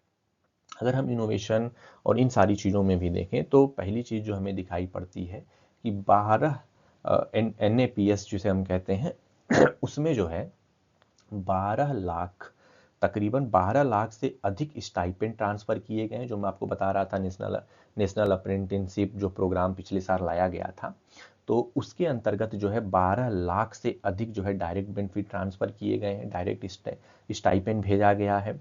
इसके अलावा जो है हमने मॉडल स्किल लोन स्कीम लाई है, के माध्यम से हम क्रेडिट आधारित स्किलिंग का विस्तार कर रहे हैं। तीसरी चीज़ हम जो ये कर रहे हैं इस समय, वो ये कर रहे हैं कि जो स्किल लोन कवरेज है उसको विस्तारित किया जा रहा है। हम स्किल वाउचर जैसा एक नया प्रयोग कर रहे हैं, जिसमें डिमांड साइड फाइनेंसिंग को बढ़ावा मिल रहा है। शोधार्थियों को कोर्स और कोर्स कौन देगा इसके चुनने की स्वतंत्रता दी जा रही है।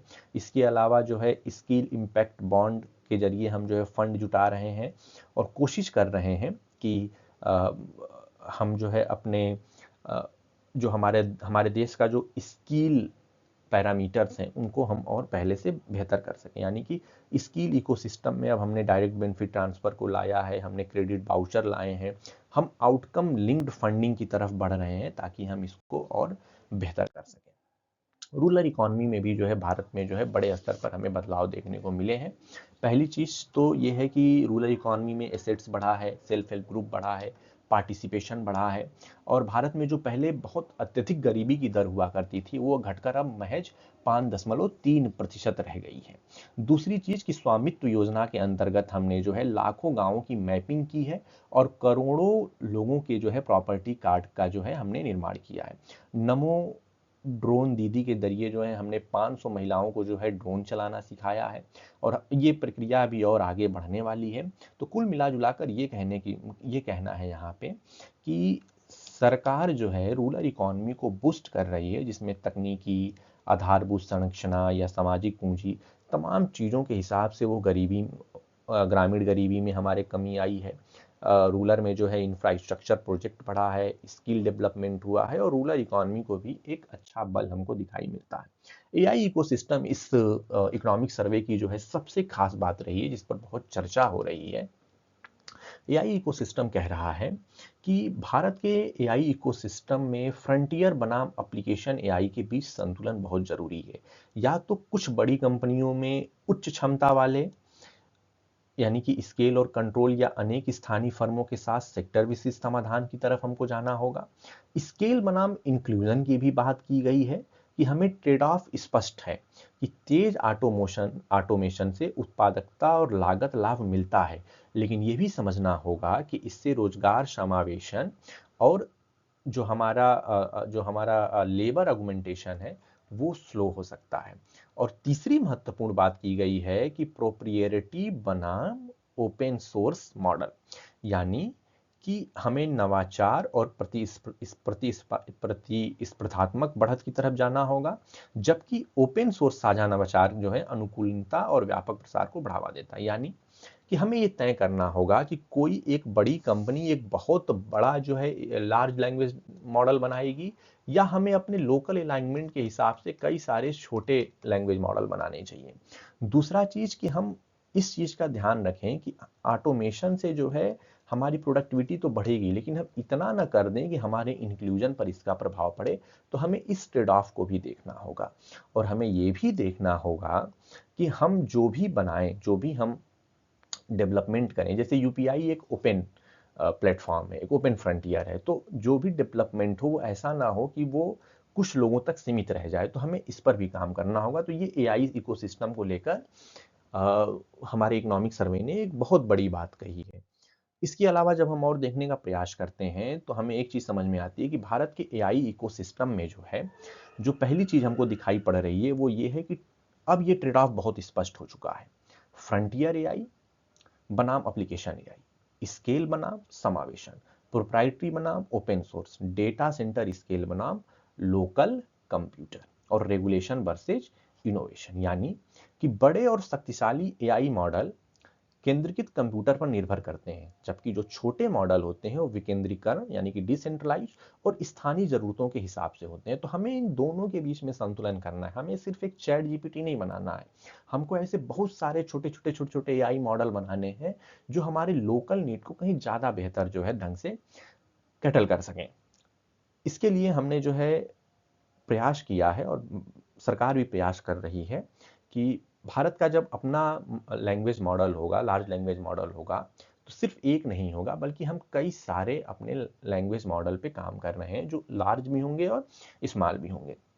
यानी कि भारत की जो एआई नीति है वह अब केवल तकनीकी क्षमता की बात नहीं कर रहा है, वो सही मायनों में समावेशन की बात कर रहा है, सही मायनों में रोजगार की भी बात कर रहा है, सही मायनों में स्थानीय स्तर पर चीज़ों को एकोमोडेट करने की भी मांग कर रहा है।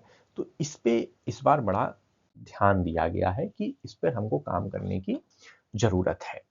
इसके अलावा जब हम ये देखने का प्रयास करते हैं कि जो भविष्य की नौकरियां होंगी वह केवल वाइट कॉलर जॉब नहीं होने वाली हैं, तो उसमें बहुत सारी चीज़ें और भी हैं, तो हमको उसके हिसाब से अपने आप अपनी स्किलिंग प्रोसेस को तेज करना होगा।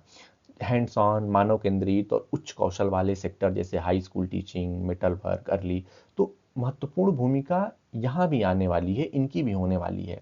तो केवल ऐसा ना हो कि हम उच्च क्षमता वाले और कम स्टाफ वाले सेक्टरों तक ही सीमित रह जाएं। हमें हैंड्स ऑन एक्सपर्टीज की बढ़ती मांग को देखते हुए हमें इन सारी चीजों में भी जो है लोगों को तैयार करना होगा।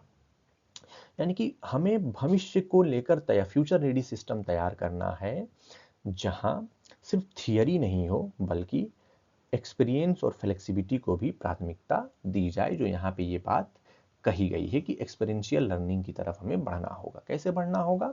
तो इसके लिए हमें प्रयास करना होगा कि जो हमारा वर्कफोर्स है वो अधिक लचीला हो, उसके अंदर एडॉप्टिव कैपेबिलिटी हो कि वो परिवर्तन को जो है स्वीकार करने के लिए तैयार हो। तो हम एक डिग्री केंद्रित मॉडल से हटकर अब हम कहाँ बढ़ रहे हैं? तो हम बढ़ रहे हैं एक कौशल, एक्सपीरियंस और एडॉप्टिव कैपेबिलिटी वाले मॉडल की तरफ बढ़ रहे हैं। अभी संजीव सान्याल ने कहा था कि शायद आने वाले समय में डिग्री की महत्ता उतनी न रह जाए। तो ये एक महत्वपूर्ण बात है जिसको हमको समझना चाहिए। कुल मिला जुला के हमारा हमें इस पे और आगे जब हम बढ़ने का प्रयास करते हैं तो हमें ये चीज़ समझ में आ रही है कि जो भारत का डिजिटल इंफ्रास्ट्रक्चर है, जो भारत का डिजिटल पैमाना है, वो अब एआई एरा फ्रेमवर्क के लिए तैयार हो चुका है। भारत का डिजिटल पैमाना इतना विशाल है कि लगभग 1 अरब से अधिक लोग जो है आपस में जुड़े हुए हैं, पहली चीज।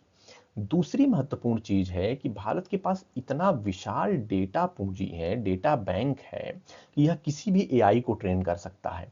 और तीसरी चीज कि हमें डेटा लोकलाइजेशन फ्रेमवर्क, तीसरा कोर ऑब्जेक्टिव हमारा डेटा लोकलाइजेशन फ्रेमवर्क है। यानी कि हम केवल नियंत्रण नहीं बल्कि विश्वसनीय क्रॉस बॉर्डर डेटा फ्लो की तरफ भी बढ़ रहे हैं।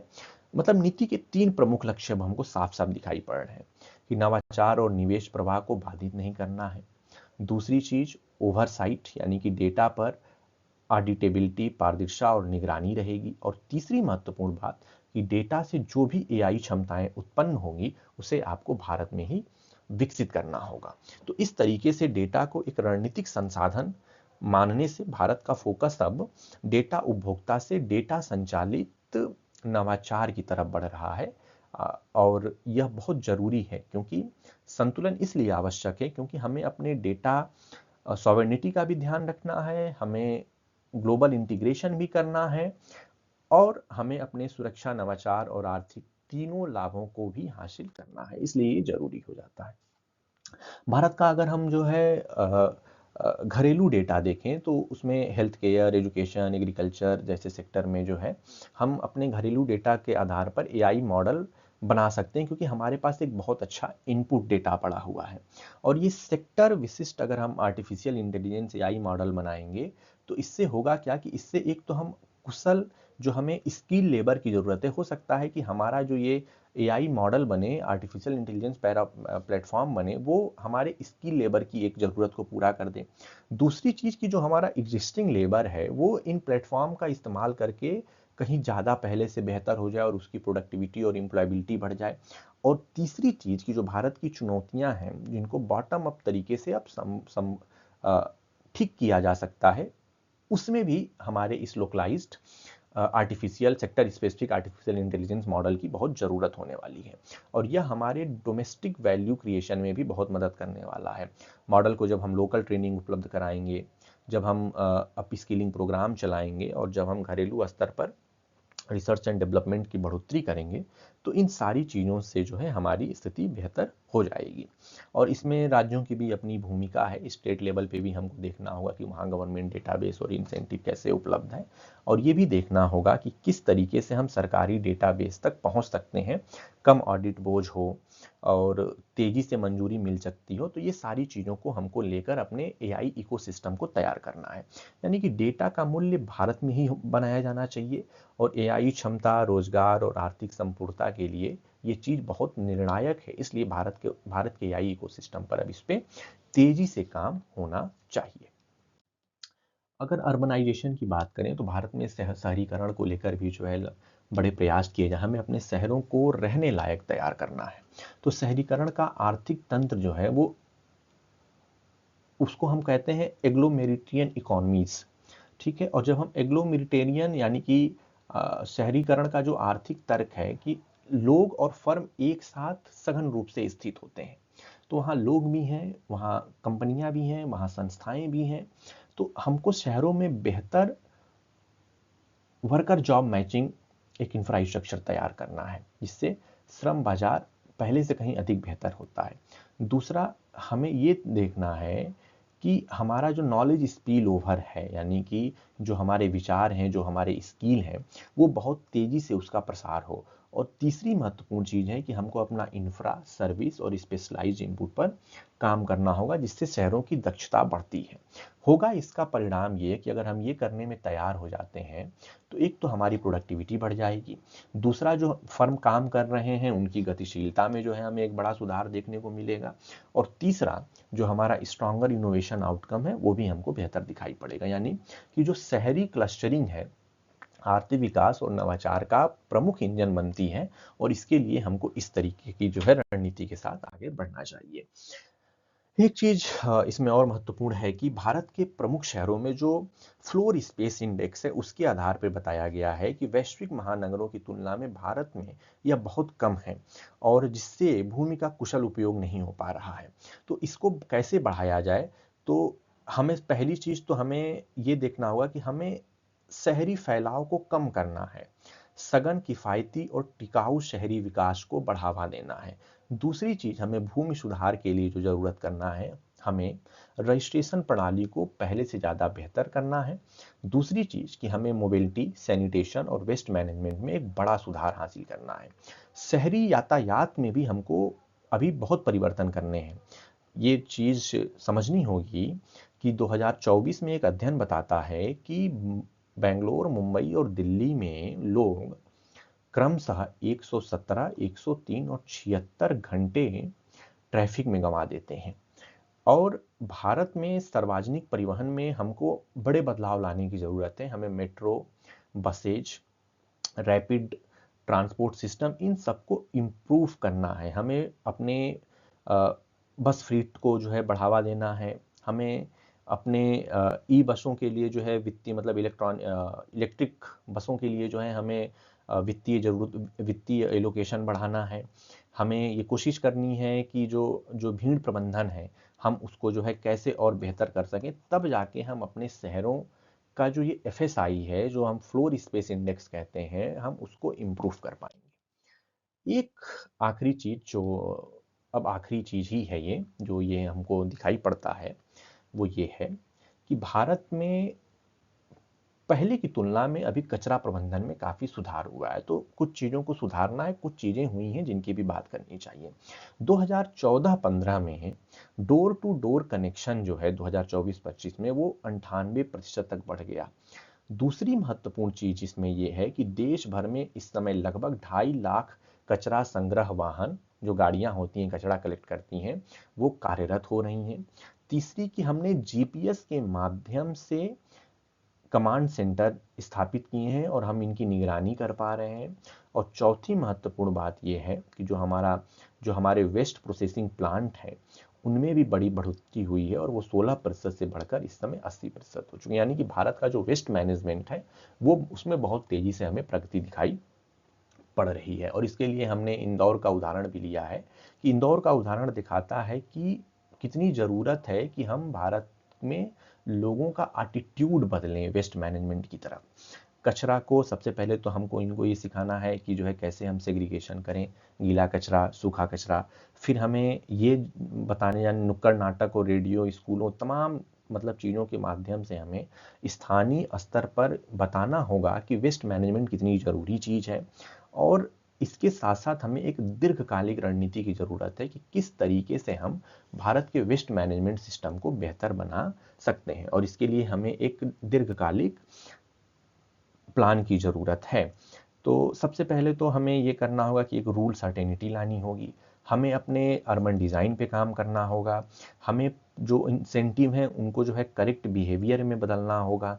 हमें एक मुश्त अभियानों के जरिए बजट आधारित जागरूकता की ज़रूरत है, ताकि हम लोगों के व्यवहार में, उनके सिविक सेंस में जो है वेस्ट मैनेजमेंट को शामिल कर सकें। और अगर हम इस तरीके से देखें तो अगर हम तकनीकी सुधार कर लेते हैं, अगर हम बड़े परिवर्तन ला लेते हैं, अगर हम जन भागीदारी को भी शामिल कर लेते हैं, तो आने वाले समय में भारत एक टिकाऊ कचरा प्रबंधन व्यवस्था की तरफ बढ़ेगा। और इसके लिए जरूरी है मजबूत नागरिक अनुशासन। लोगों के अंदर सिविक सेंस आना चाहिए कि उन्हें क्या गंदा करना चाहिए, कहाँ क्या है, कैसे रखना है, क्या उन्हें पूरा कचरा प्रबंधन को लेकर हमको इस पर काम करना चाहिए। और इस तरीके से हम एक शानदार अपने शहर का खाका तैयार कर सकते हैं। और इसके लिए क्या जरूरी है, तो पहली चीज है कि भविष्य के शहरों में समय की सबसे महत्वपूर्ण संसाधन होगा। Time as a central urban resource कहा है इकोनॉमिक सर्वे ने। यानी कि शहर की सफलता इस बात से आंकी जाएगी कि वह नागरिकों का कितना समय बचाता है। दूसरी महत्वपूर्ण चीज कि जो सड़कें हैं वह केवल यातायात का साधन नहीं होती हैं, बल्कि वह एक सोशल इंफ्रास्ट्रक्चर होते हैं। Street as a social infrastructure की बात की गई है। तो हमको अपने सड़कों को, अपने स्ट्रीट को जो है एक सामाजिक सोशल इंफ्रास्ट्रक्चर में बदलना होगा। तीसरी महत्वपूर्ण चीज है वो है रचनात्मकता और नवाचार।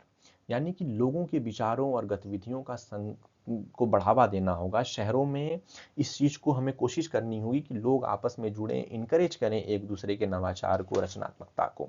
मतलब हमें ऐसे बहुत सारे सेंटर खोलने होंगे जहां लोग आए, अपनी कलाएं दिखाएं, वहां इवेंट्स हों, और इस तरीके से एक हमारा सोशल कनेक्ट जो है बना रहे। हमें इसके अलावा जो है गवर्नमेंट के पार्टिसिपेशन पे भी ध्यान देना होगा कि नागरिक निर्णय प्रक्रिया में शामिल हों। अगर उनके पार्टिकुलर वार्ड की अगर कोई जो है विकास से जुड़ी कोई योजना बनाई जा रही है, तो उस वार्ड के लोगों का पार्टिसिपेशन उसमें सुनिश्चित करना होगा, तब हमारे शहर बेहतर होंगे। और सिटी दैट इंस्पायर इमेजिनेशन, यानी कि हमको शहरों को सिर्फ रहने के लिए नहीं तैयार करना है, हमको शहरों को एक ऐसा प्लेस बनाना है जो लोगों की कल्पना, प्रेरणा और पहचान में एक इंस्पिरेशन पैदा करे। तब जाकर हम एक भविष्य का शहर तैयार कर पाएंगे जहां फिजिकल इंफ्रास्ट्रक्चर की सिर्फ जरूरत नहीं होगी, सिर्फ उस पर फोकस नहीं होगा, बल्कि हम कितना समय बचा पाते हैं, किस तरीके का सोशल स्ट्रक्चर तैयार कर पाते हैं, सोशल कनेक्शन डेवलपमेंट कर पाते हैं, क्या हम क्रिएटिविटी को बढ़ा पा रहे हैं, क्या हम पार्टिसिपेशन को बढ़ा पा रहे हैं, क्या हम समावेशन पे काम कर पा रहे हैं।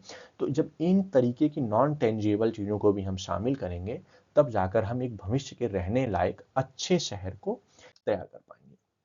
तो कंक्लूजन ये है इस बार के पूरे इकोनॉमिक सर्वे का, और अभी तक जो मैंने पढ़ा या जो मैंने बोला, कि सभी निष्कर्ष ये बताते हैं कि भारत का विकास केवल आर्थिक विस्तार तक अब सीमित नहीं रह गया है, बल्कि वह एक मल्टी डायमेंशनल हो चुका है। इसके अलावा वह अब जो है ह्यूमन सेंट्रिक डेवलपमेंट की तरफ भी बढ़ रहा है। तो भारत जो एक तरफ सेमीकंडक्टर के लाखों करोड़ रुपए के प्लांट लगा रहा है, वही भारत सोशल इंक्लूजन के लिए, अपने नागरिकों के बेहतर जीवन के लिए भी जो है बहुत सारी योजनाएं चला रहा है। शहरीकरण के संदर्भ में भी भारत काम कर रहा है। बहुत सी चीज़ें हैं जो हमें करनी है, बहुत सी चीज़ें हैं जो हमने बहुत अच्छा किया है। और समग्र रूप से इन कंक्लूजन मैं यही कह सकता हूं कि भारत का विकास मॉडल अब वृद्धि के साथ साथ समावेशन यानी इंक्लूजन, क्षमता यानी कि कैपेसिटी एंड कैपेबिलिटी, और लचीलापन यानी कि लिक्विडिटी एडॉप्टिव होता जा रहा है। और आने वाले समय में यही भविष्य की अर्थव्यवस्था है जो भारत को बहुत बेहतर बनाने वाली। तो मुझे उम्मीद है कि आपको ये मेरा पूरा विश्लेषण पसंद आया होगा। आप मेरे चैनल के साथ जुड़िए, सब्सक्राइब करिए। जय हिंद, जय भारत, जय लोकतंत्र।